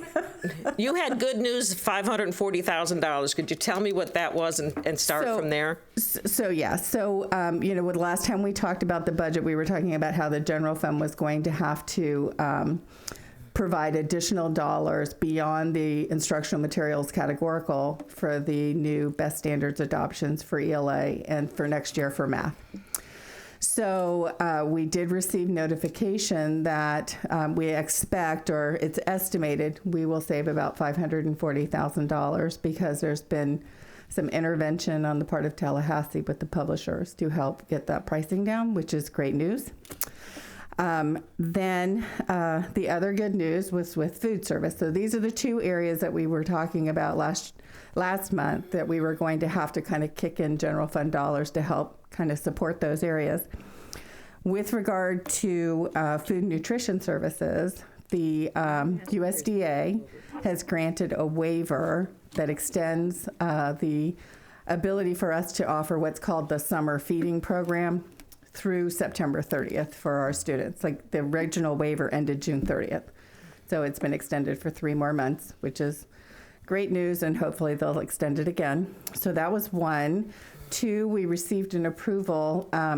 Sarah and Dan had applied for a grant that you guys had approved from No Kid Hungry. So we received $60,000. That was approved, which was great news. And this past month, actually it came in yesterday, we received reimbursement for February's feedings. It was just under $2 million. That's the most we've received in a month. So she's doing a great job. So all of that is to say that we may not end up where we thought we might have been with the general fund having to support them. It's not enough to say we're not going to have to support them at all, but it's all going in the right direction. And then I'm going to kind of turn it over to Krista because that's literally all there is to update on the current year and where we're at. Krista and her entire team are knee-deep in the staffing process, so I'll turn it over to her. Hello, everybody. Just to give you an update where we are as far as the 21-22 position control allocation process and the staffing process. So the allocations went out, and right now the schools and cost centers are all busy working on what that means for them based upon the enrollment projection. We did receive the recalibrated FTE for the February survey just yesterday, and it came in as DOE had anticipated. So obviously we're down from what we were projected to be. They've used that calculation basically to help us set up what we're going to be looking like next year, which nothing has changed from the time we spoke before. One thing we did see that was changing a little bit for us is that our recalibrated FTE for our 255 program students, our most severe students, has increased a lot more from the October survey, which would say kids are coming back. So that's a good thing that they're coming back. So with all that being out, we don't have any information to give to you just yet because we haven't gotten the information back from the schools. They're all submitting their waivers and trying to align their schools that best meets their needs with the allocations they were given or adding to those allocations. So the next time we see you, we'll be able to have that information as to how they've changed and what they've updated on their staffing, and also hopefully some legislative information. So we'll have a lot more information to give you the next time we meet. And I understand, we had issues with kindergarten this year where some of them just didn't come, either homeschooled them or held them back for a year. And I would imagine that when those if they didn't go to kindergarten, can they go into first grade or must they go to kindergarten? My understanding is they go to kindergarten. That's how we have accounted for them. Basically, that was one of the ways that DOE did allow us to say there was going to be growth. Kelly Ellington has the data to support 187 students that were basically redshirted that are supposed to be coming back. So we did account for them. So that was some growth we have. And DOE allowed us to add that. And then, of course, we've got a new charter school that's going to be opening that's going to be focused on kindergarten first and second grade. Kindergarten first, and it's primarily Esol population. Right. Yeah, in that general area. So yeah, we're also keeping a watch on that, and those schools know they have to pay attention for their staffing. Okay, Jane? Okay, I'd like to talk about CARES dollars. Okay. And I'd like to, CARES 1, have we spent a majority of CARES 1? Ours is all gone. That was the 5 additional. And that was the days. good thing, because in Tallahassee, one of the general statements being made from the legislature is, oh, people haven't even spent CARES 1. Why do we want to give them more? So we could we send that in a letter to our legislative delegation, Dr. Asplin? Don't you think that would be a good idea? I mean, I do, because if there is any concern, I'd like them to know that we have spent it, because we spent it on our professional development, our additional week of professional development for the most part, correct? That's 100. We actually spent more than what we. That's what I thought. So show that we spent more. I mean, I think that's even better. But we did. I think we need to just, that's the letter just about that issue, because I'm still hearing that a lot. I'm hearing about you've lost 88,000 students. Where are those students? You're getting paid for 88,000 students that weren't in school, and you have CARES dollars that you haven't expended. So, and we know that some school districts haven't spent them because they're allocated them on a monthly basis for some things like nurses and other things that are coming forward. So just to make sure that everyone knows that we have. And that is true. There are a lot because the CARES 1 does not expire until June 30, it's 2 years, 2022. Right? Yep, it's a 2-year grant. Mm-hmm. People had established their grant expenditures because nobody knew there would be a 2, let alone a 3. So right, we never knew we were going to get any more money, and so a lot of people did. And I think it was great that we did what we did with it, because of course we had no direction at that time on how to bring kids back to school. I loved getting a document a week or so ago from the Biden administration about how to open schools, and I thought, this would have been great about, July of last year. Mm-hmm. But I think that would be a good idea.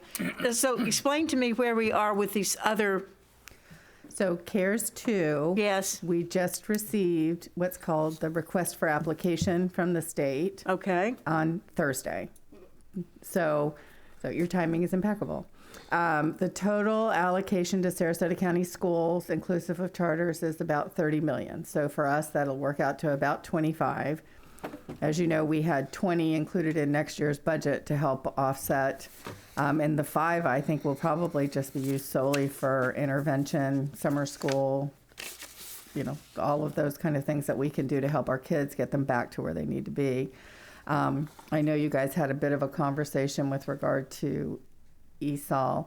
I'm very hesitant to do recurring, like hiring staff from grant dollars that are kind of one time, but I'm not hesitant about us infusing those dollars into our schools and into our kids and into our classrooms, whether it's through extra duty days, contracted services, whatever it is we need to do to get granted, yes, small group and one-on-one with the kids. But hiring, full-time staff is a bit of a concern with one-time money. Doesn't make any sense. Yeah, but so we've got an extra 5 there that we don't know about, that we weren't sure was coming. I will tell you that FADS has had a few surveys that have come out where they wanted to know how much money did you get, how much did you spend of CARES 1, how much do you expect to get, or basically take CARES 1 times 4, because that's all anybody knew at the time, and how are you planning on spending that?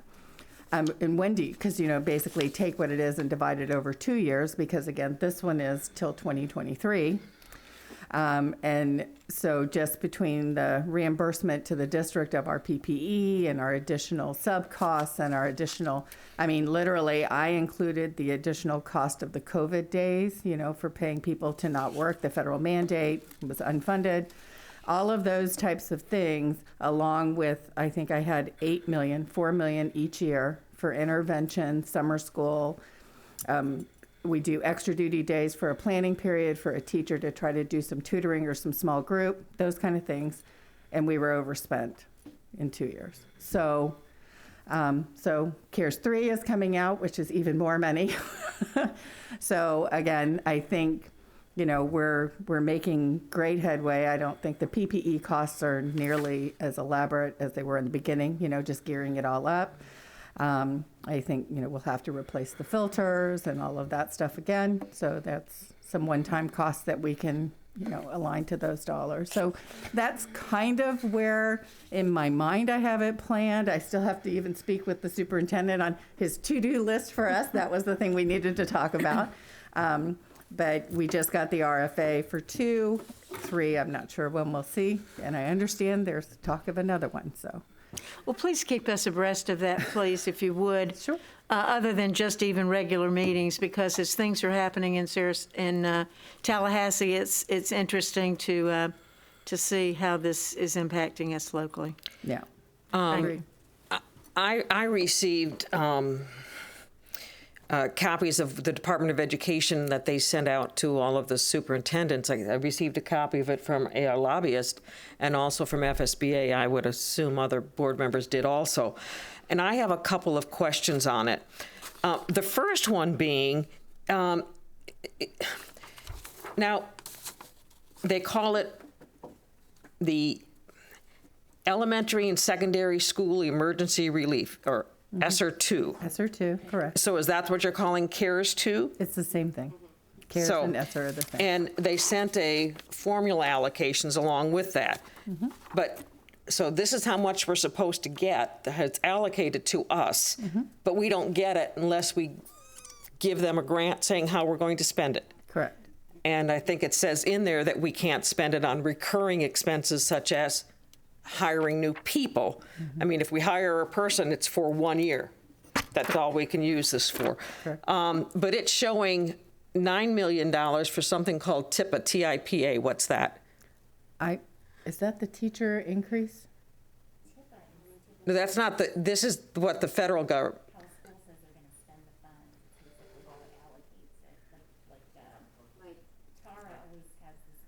I thought Brennan, do you know what this is? The Title I. TIPA? It's Title I. It's the Title I? It's Title I. Because that's how we get, all I know is that we receive our funding for the CARES dollars the way it's allocated to districts for Title I. So the federal government provides the dollars to the state based upon the allocations for the entitlement dollars, and then they're distributed to the local, the LEAs, in that same fashion. So my guess is 9 million sounds like Title I. Yes. Title I Part A, TIPA, Title I Part A. That's what Okay, so those. I got it. So I think when we get the Title I Part A, T1PA. Correct. Those came to us, I believe, allocated by our numbers in Title I, correct? That is the Title I allocation. So that it says, and that I would imagine that would be allocated to charter schools also based on their Title I. Right. And then the 30 million. Oh, no, it's allocated, we allocated it. CARES 2, that will be allocated on an FTE basis. That's how it's coming to us. That's how it's going to charter schools. No, the allocations from the federal government are all the same. They're the same as the entitlements. So Title ESSER 2, which is the one you have, I think is the one you have, it's the 30 million. Is that what it shows, is 30 million? Right. So I know that for CARES 1 or ESSER 1, whichever one you want to call it, we allocate it based on FTE, correct? And I imagine that's how we'll allocate for ESSER 2, except for the Title 1, okay, ESSER 1, CARES 1, there was an equitable services requirement for private schools. So on ESSER 1, we had private schools, charter schools, and district schools. For ESSER 2, private schools have a completely separate application process. They get their funds differently. So all we'll have to do is provide the dollars to our charter schools. And while we are receiving the dollars based upon Title I, we provide funding to charters based upon FTE. I would think that if we're getting it if the federal government says you're getting it based on Title I, I would think it should go to charter But we're schools not based on. spending it based upon Title I. We're spending it based upon the needs of the district, because there isn't a requirement to only spend it in our 12 Title I schools. And okay. I mean, we're using it to pay for PPE, we're using it to pay for COVID days. I mean, those maybe are not necessarily aligned to an MAE. It could be a custodian who was out ill at Gulfgate. So there's no requirement that it's just how you're getting your dollars. It's not a requirement on how you spend your dollars. The only requirement on ESSER 2 that I'm aware of as far as the spend is 20% has to be spent on interventions and making sure that your kids are, And also, do you know if this new CARES Act or whatever, will that also allow charter schools to apply for, was it the PPE, the continuing employment grant that several the of new them one that's out, the PPP loans? I believe so. So they're also able to apply for that too? I believe so. And well, do we know how many charter schools applied for that or received it, or if they're going to be doing it this time? Is there any way we can check with that? For the first one, I think we had 3. I don't remember exactly how many there was. It was only initially like 3, but I didn't know if more applied for it. But we can find out who ends up applying. Well, yeah, I for would it. think if those dollars are out there and available to them, that we probably should help them reach out to and get them. Yeah, they have a group among themselves, and so when they found out one received it, then they all, went and applied for them. I don't know if there was a limit as to how much was available or how much they could apply for. I know there is a no repay requirement on the first one if it was under $2 million and you used it for payroll purposes. So, again. And I know we're just kind of briefly going over the budget this time. We're going to be more in depth at our next workshop. We have more to report. Hopefully we'll have more information then. Bridget?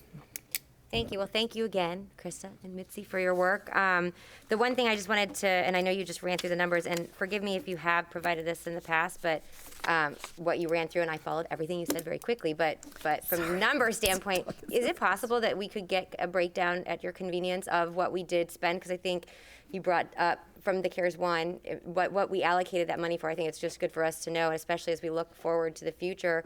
Definitely different circumstance than, thank God, that we were in when we first had to figure out what to utilize that money for. But as we move forward and the next tranche, and I don't know if there's going to be another one, but we'll just talk about this one. I think it would be interesting to see where we spent that money. And then if we were going to send anything to the delegation to indicate what we'd spent it on, I know there are districts probably sitting on it for whatever their financial circumstances, maybe hedging the money, et cetera. But I know we utilized it. But I just think for our purposes, it would also be really helpful to see where we did such, because I think we are very good stewards of that money, but I think just for the general public and the board be helpful. Is that possible? And 100% of it was spent on those 5 days. Right, For which 186 I supported and all day long, of 196 course. staff, yeah, for professional development. So that is where 100% of it went. I will tell you that was our 3rd application on those dollars to DOE for approval before we received approval. So you're saying the first 2 were Denied. denied? And that has, I will tell you, that is a big reason why many school districts have not spent their funds. I will tell you, very frustrated CFOs from around the state would submit based upon the 12 guidelines that were provided for those dollars, but they were continued to be denied. Show me where you had a revenue loss. Show me where you had.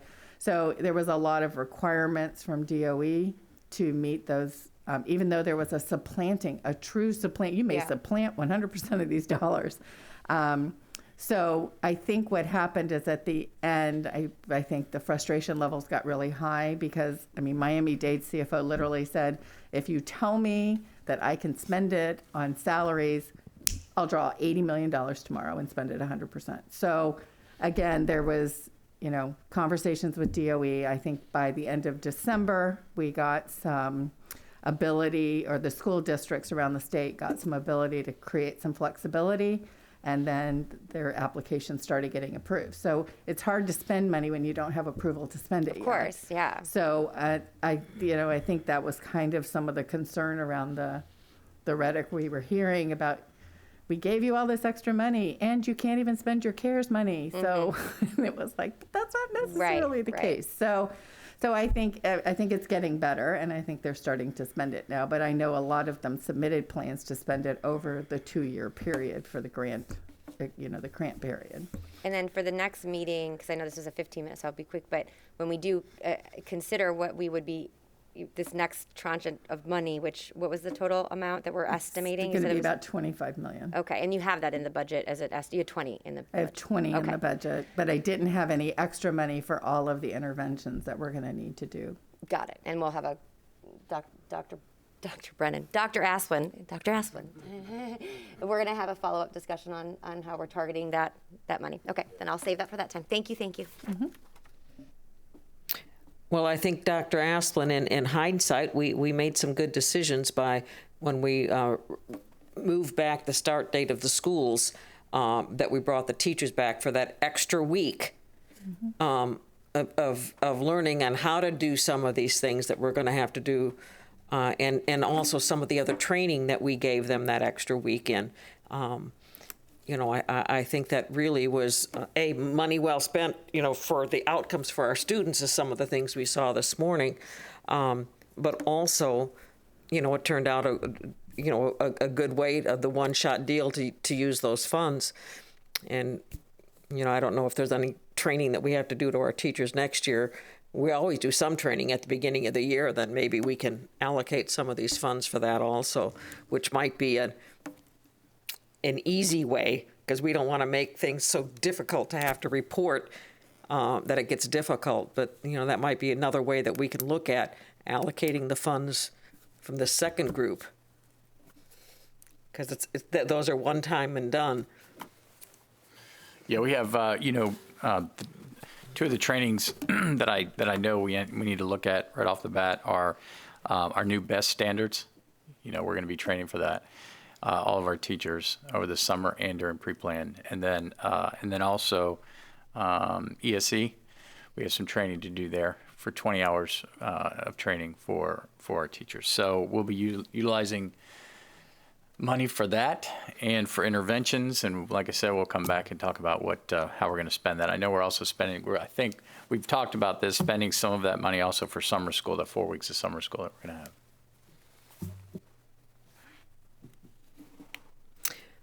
Any other questions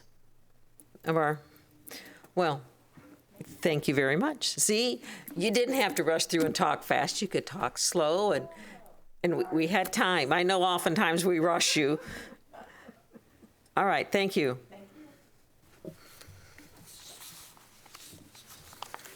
Thank you both, appreciate it. I think Round the Face and Megan Fair are coming on at around 1:30. So they should be on momentarily. Are they on yet? Not yet. Okay.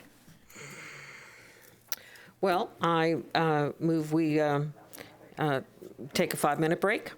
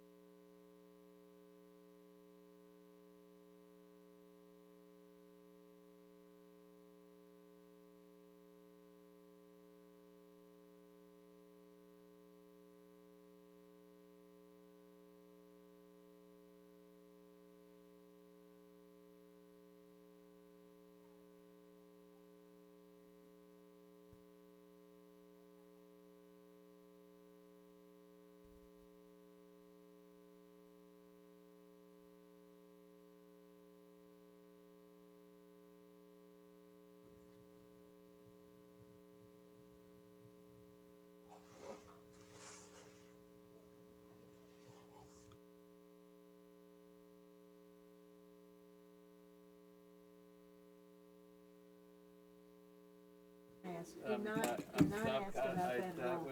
Do not ask. Never mind. You didn't hear a thing. So I watched gymnastics over the weekend. The SEC championship with Florida Bond. That's like being #1 in the nation. I came in third in Yeah, SEC. and Illinois got knocked out on the. Illinois got a Hey, Megan, can you hear us? Well, they didn't have God. I can hear you. Okay, perfect. Give us 1 minute. We're in quick recess, and then we'll be ready for you guys at 1:30. Okay, perfect. And Ron should be on shortly too. Okay, perfect. Thank you.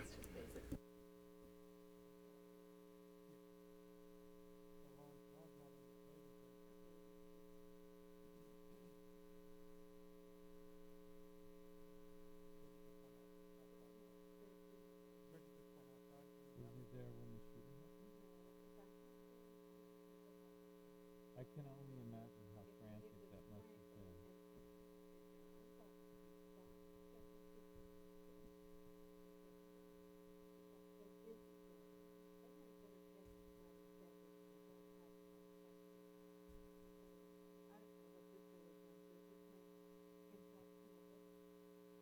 You know, I have to say that I didn't think of it at first blush, but then as I pay attention, All right, good morning, Ron, or afternoon. Ron the Face, are you on? Megan Fay? Megan Fay is here. Oh, Ron hi. should be joining All right, momentarily. we will reconvene Megan. our workshop of March 23rd. All right, there you are. How are you today, Megan?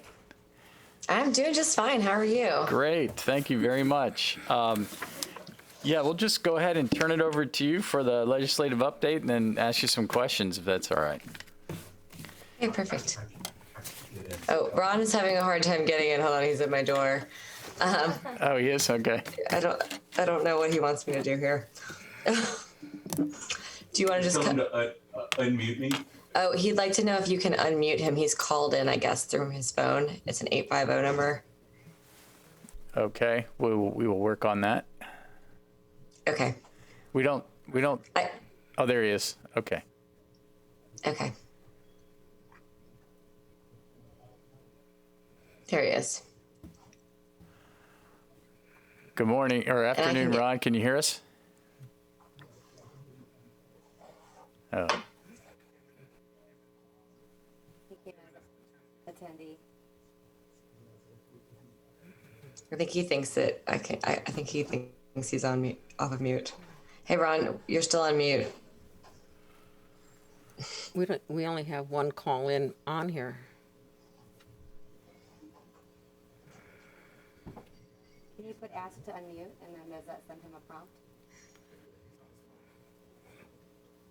Oh, he's in as a attendee now. Hold on one.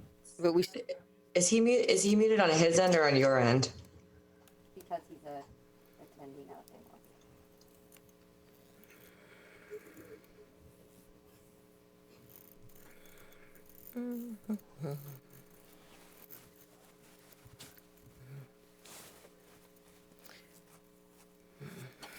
Well, the Zoom makes it so much easier to meet, but we do get some technical difficulties.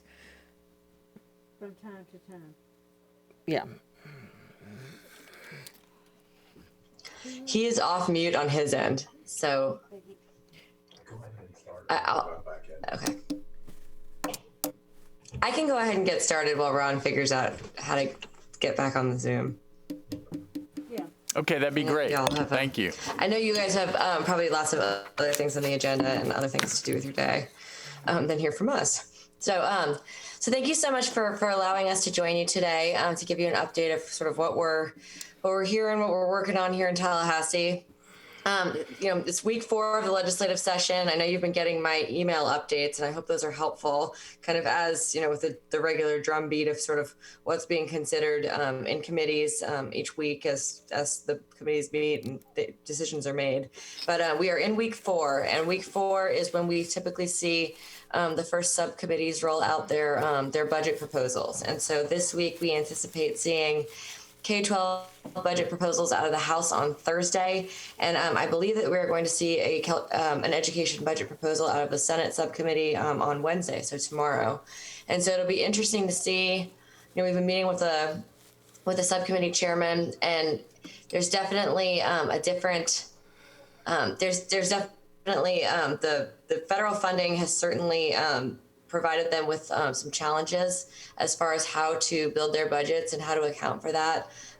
We do have a deficit as far as the state funds go, even though the deficit is certainly not as great as once projected because of COVID. So I think we're only really at about a $1 billion deficit for the fiscal year as far as state revenue collections go.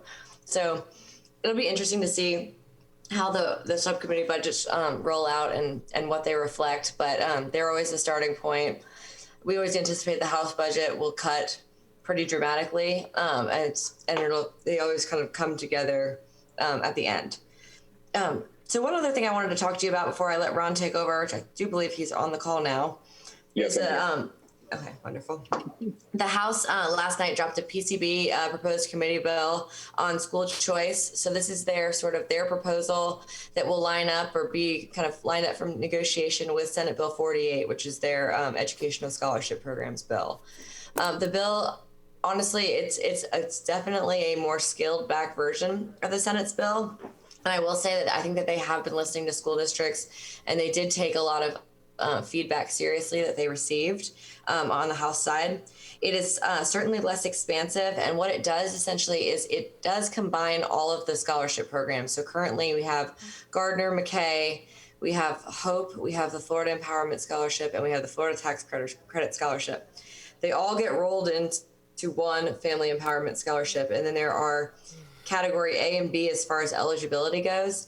Category A is for anyone, for any student, and it's income-based. So this is what was always envisioned as the Family Empowerment Scholarship. The preference goes to students who are from a family up to 185% of the federal poverty level, with some other criteria thrown in there too. That's one eligibility category. Those students are eligible for a voucher to go to a private school to pay tuition, or for the transportation, the $750 transportation scholarship. So which is similar to the status quo, with the exception that it does allow them to take 100% of the FEFP dollars rather than 95% today. I will say I'm not sure if it's a drafting error or just something that the bill sponsors will work out kind of as it moves through the process. I don't exactly understand how the admin fee works, because the scholarship administrating organization does take 1%, which would then make the FEFP dollars 101%. And so I think that was probably just a drafting error that will be addressed in the future. The disability criteria essentially seeks to incorporate both McKay and Gardner students into that bucket. Those students will have the option to use an education scholarship account just like they do today, or they have the option, they maintain the public school option. So essentially they go to the front of the line as far as any choice program goes, and they get to go to any school whether or not there's capacity or not if you meet that disabled criteria. There are certainly some other pieces of the bill and some other it dropped last night and the staff analysis has not come out yet, and so there are some things that I'll address in my email report tonight, but as far as those details, it's sort of too early to tell exactly what some of the other pieces of the bill what the other pieces of the bill really mean, but I will say it is certainly a scaled back version when compared to the Senate bill. Thanks, Megan. I'll pick up here on a couple of items. And first of all, I apologize for the technical difficulties joining. That was 100% on my end. It seems that I didn't have my Zoom plugin updated and it was crashing my computer, so I had to dial in on my phone. It sounds like everybody can hear me, so I'll kind of jump into the items that I was going to cover. First of all, the State Board of Education met last week up here in Tallahassee and it was one of the regularly scheduled meetings. But what was important was a nice discussion on the state seeking an accountability waiver from the federal government as it relates to our Florida standards assessments and other required assessments each year. This is sort of the first step to having either a legislative or an executive action related to administration of assessments for the spring term. The state will be asking for that waiver, and now it will kind of depend on whether the legislature passes a bill to decide how we're going to do assessments this year, or if the state's going to do an executive order that will direct districts on how they're to assess students and what the impacts or repercussions of those assessments are going to be. I would say that we've talked about this before. Nothing is going to be done until later in session or later in the year. Sort of like this is going to be an issue that's going to be resolved at close to the last possible moment.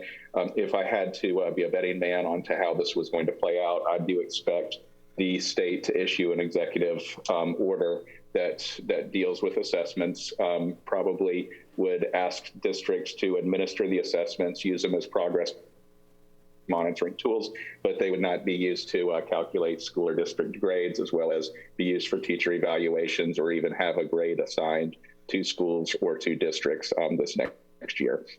But that is still very fluid, and there still is a couple of hoops that would need to be jumped through before it does occur, but that's kind of our latest and greatest sense of where we see this issue progressing. Another bill that I'm sure you've been seeing and hearing about, both from parents and students in the district, but also in the papers, is a Senate proposal to revise Bright Futures. This was an initiative that was spearheaded by the Senate president, and the initial version received a lot of pushback because it would have limited Bright Futures awards just to certain degree programs that would be determined at a future date, that would be degree programs that directly lead to employment. After some pushback from citizens in the state of Florida, as well as students and parents, the bill was delayed, and now we've had two separate revisions to the bill. The latest and greatest revision came out yesterday, and it has moved away from that provision that ties Bright Futures awards just to certain degree programs. And essentially the bill as it currently stands on the Senate side is that the state will create a dashboard that will have to show certain employment data to students as they're choosing, their majors and which colleges they want to go into. That will have some salary data and employment figures that all students who have Bright Futures will need to review, as well as seek career counseling from the college or university. It will create a list of degrees that the state Board of Education or Board of Governors does not believe will lead directly to employment, but that list will not be tied to eligibility for an award. It would be a list of degrees that if you are in one of these degrees, the state has decided that it's will be difficult for you to directly get a job from these degrees, but it will be more informational than anything else. And then finally, and I would say this is probably the biggest issue that still is with the bill for folks who like Bright Futures as it stands today, is instead of your award, if you're a Scholars Award, instead of it guaranteeing 100% of tuition, or if you're a medallion awardee, instead of receiving 75% of tuition, it deletes the automatic coverage percentages and requires it to be funded per the state budget every single year. The implications of that, as we understand it now, is that if you receive a scholar or a medallion award, you really won't know what that would cover any longer than a year in advance, because it would be set in the state budget making each year. So there still are some concerns about that provision, but the bill is moving forward with substantial changes, and at this time there's no legislation in the House, but it continues to be important to the Senate president. So we'll see how that turns out. Another issue that I want to put on your radar screen is an initiative being pushed by certain developers and homeowners or home builders that would limit counties and school districts' ability to increase impact fees. This is an issue that's really come out of Broward County because there was a lot of allegations or concerns that Broward County is collecting impact fees for schools and it's not building any schools and is using it in other parts of the county. But the proposal in the House and the Senate are lining up at the moment. They would cap future impact fee increases and would require you to make increases over a multi-year period rather than just being able to raise them within whatever your impact fee study allowed for. In Sarasota, based on our research, our impact fees are very low, considering what we could be charging. I think they're somewhere around 21%. But this bill, if it were enacted as it's currently drafted, it would impact the ability for Sarasota County to increase impact fees within that, I guess that would be, 69% or 79% allowable unless we did it over a number of years. So it's something to keep your eye on. If there are any concerns, from the district about that, please let me know. Actually, Chairman Gruters is the Senate sponsor of that initiative, so I'm certain that he's very receptive to any comments that we have on that. The next issue is the House did file a school safety proposed committee bill this week. This school safety bill is very similar to the school safety committee bill that was proposed last year that did not make it across the finish line. But the big issues that are encompassed in the bill, I mean, there's a number of issues. We'll certainly include that in the report.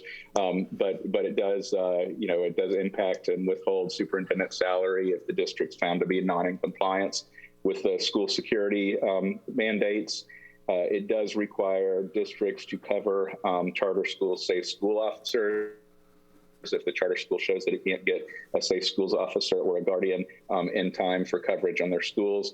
And it does require notification by the district to parents within a certain time period of any, threat events or issues that occur at the school. So those are kind of the high level issues. The Senate has not released a Senate version of this bill, and last year it was the Senate who ultimately did not pass the bill, but I wanted to put that on your radar screen because there is another attempt to basically implement the recommendations of the Marjorie Stoneman Douglas Commission, and that's what this bill encompasses. The House also going into the COVID liability protection issue. The House did pass their COVID liability bill late last week and send it over to the Senate.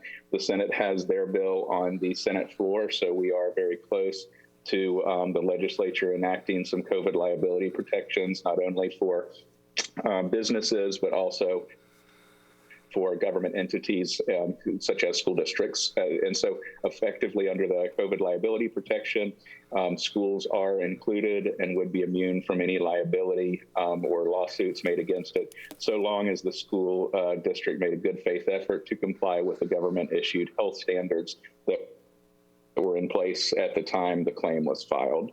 So that's just something to keep on your radar screen. It's not just for government entities, it's also for all businesses, and that bill is very close to the finish line. And then finally, there is an effort to start to combine some of these various charter school pieces of legislation into a single bill that there will be some attempt to coalesce around from the charter school proponents and get passed. What it's looking like right now, the issues that they're coalescing around are really about colleges and universities' ability to sponsor charters.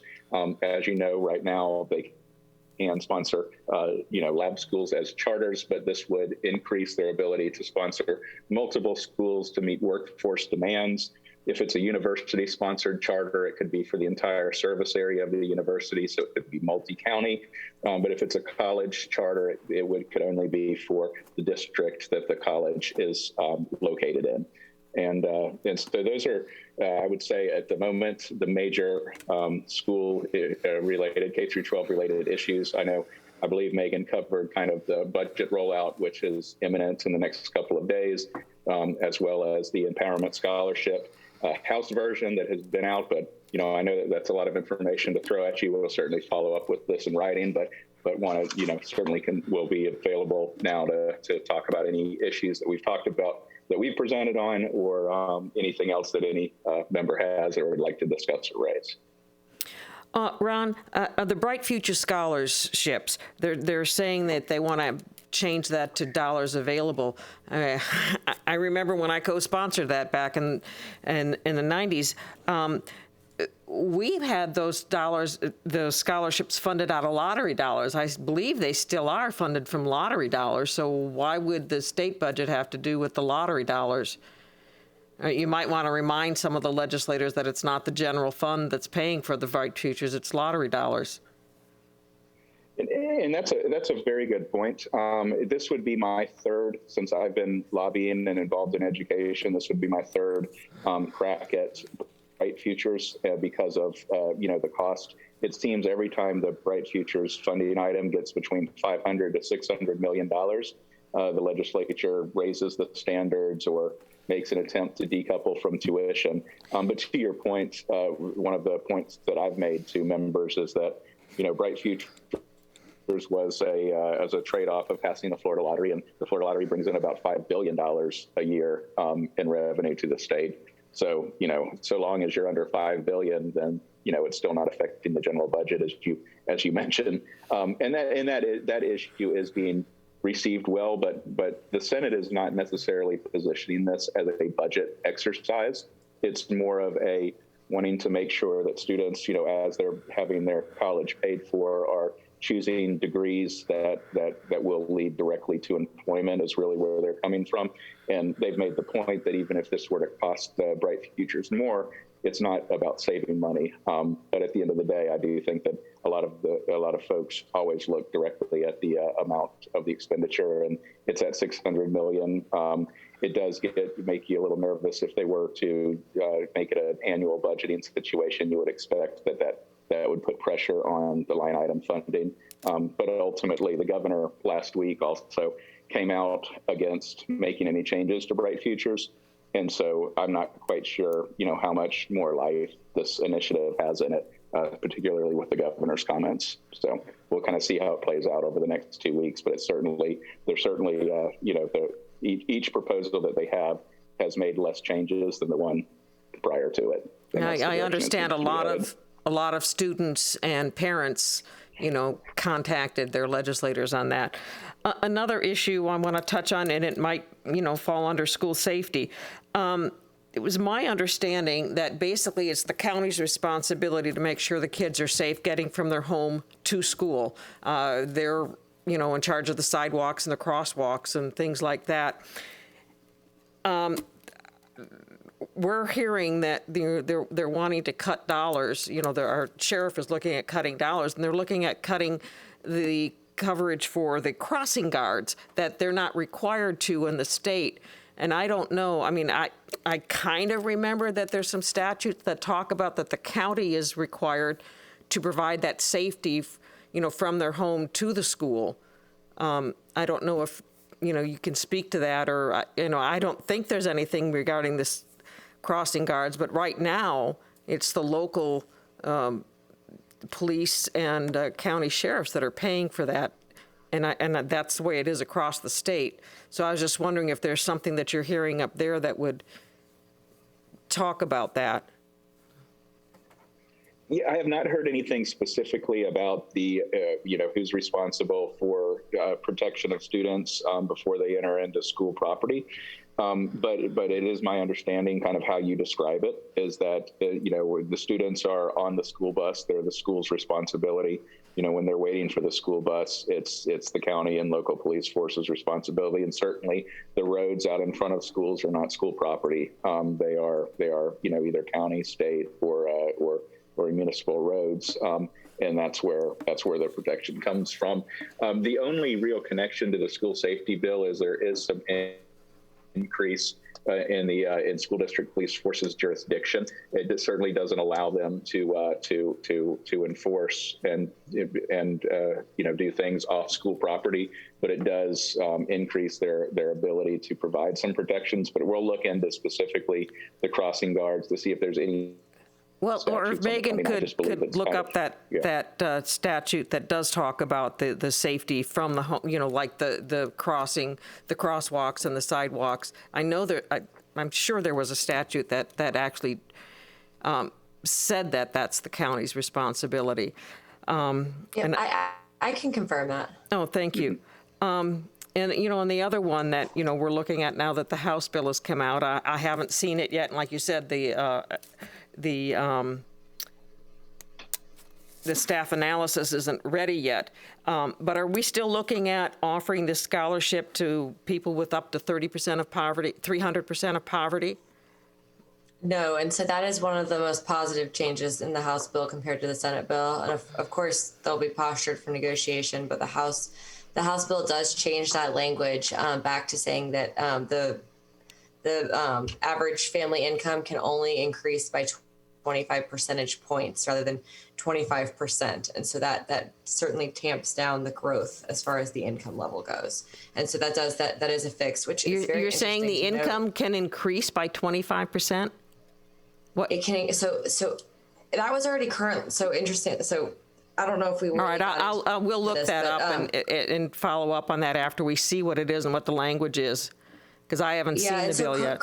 So current law, I can send it to you, but I'll send it to you in my email tonight. But current law did state that the scholarship students' average family income could grow by 25% per year. So it would grow, just say it's 300% of the federal poverty level, and it could go to 325, 350, and so on and so forth.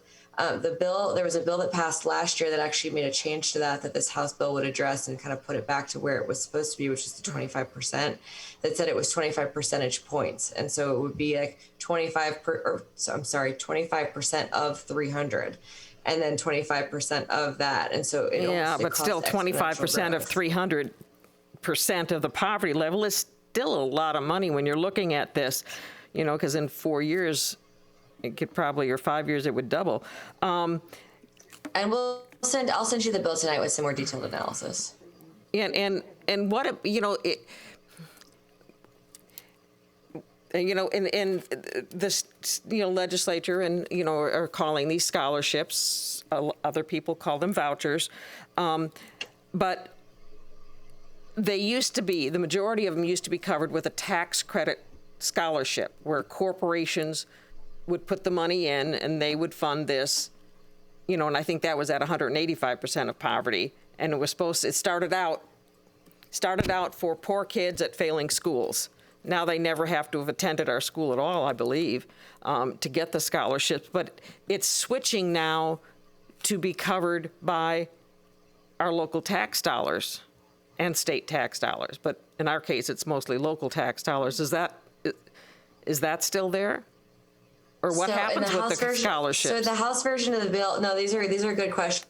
And I wasn't going to, they're good questions. The details in the bill essentially say the House bill is very different from the Senate bill because it doesn't seem to take away the tax credit portion of it. So the corporations are still going to be giving, paying tax dollars into that account, essentially that funds the tax credit scholarships up to a certain point.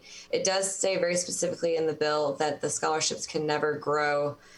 They can never grow to a point where they are funded at more than 99% of a district's state share of the FEFP. And I mean, that would be, I think, quite a long time in the future, but it is certainly contemplated that your local tax dollars would never subsidize a voucher, scholarship, whatever you want to call it. That is contemplated in the bill. Now, I will say these are all details. The bill is very nuanced, and so I want to understand the details of how the mechanics of it work, and I will put that in writing. But it's a good question, and that certainly actually was contemplated in the bill as far as. I know it's frustrating for some people who are trying to watch this bill.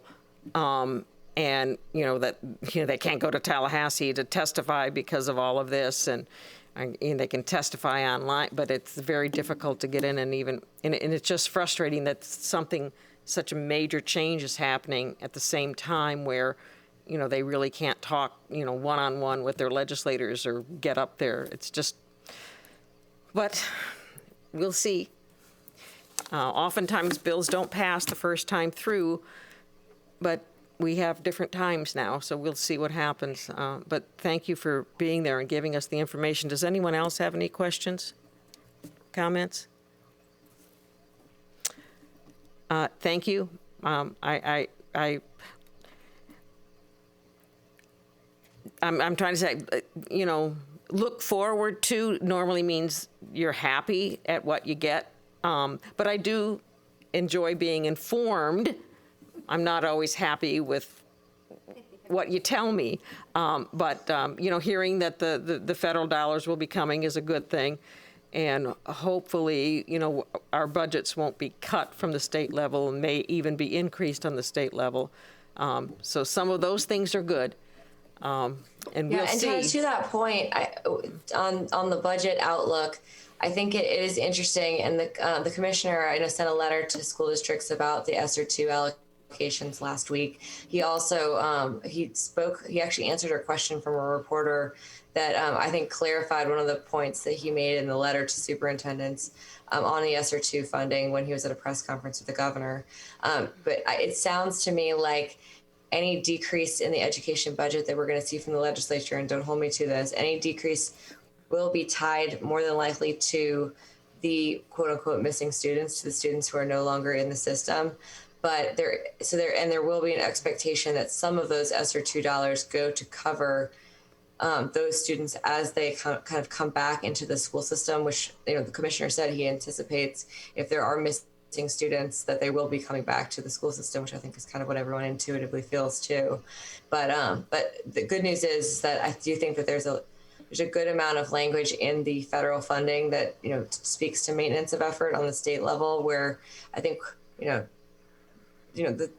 initial House budgets are always interesting when they roll out, but I do think Ron and I think are optimistic that between the state funding and the federal funding, that hopefully y'all will be in a good place to continue recovery and continue some of those initiatives that you've been doing to get students back up to speed over the summer and throughout next year.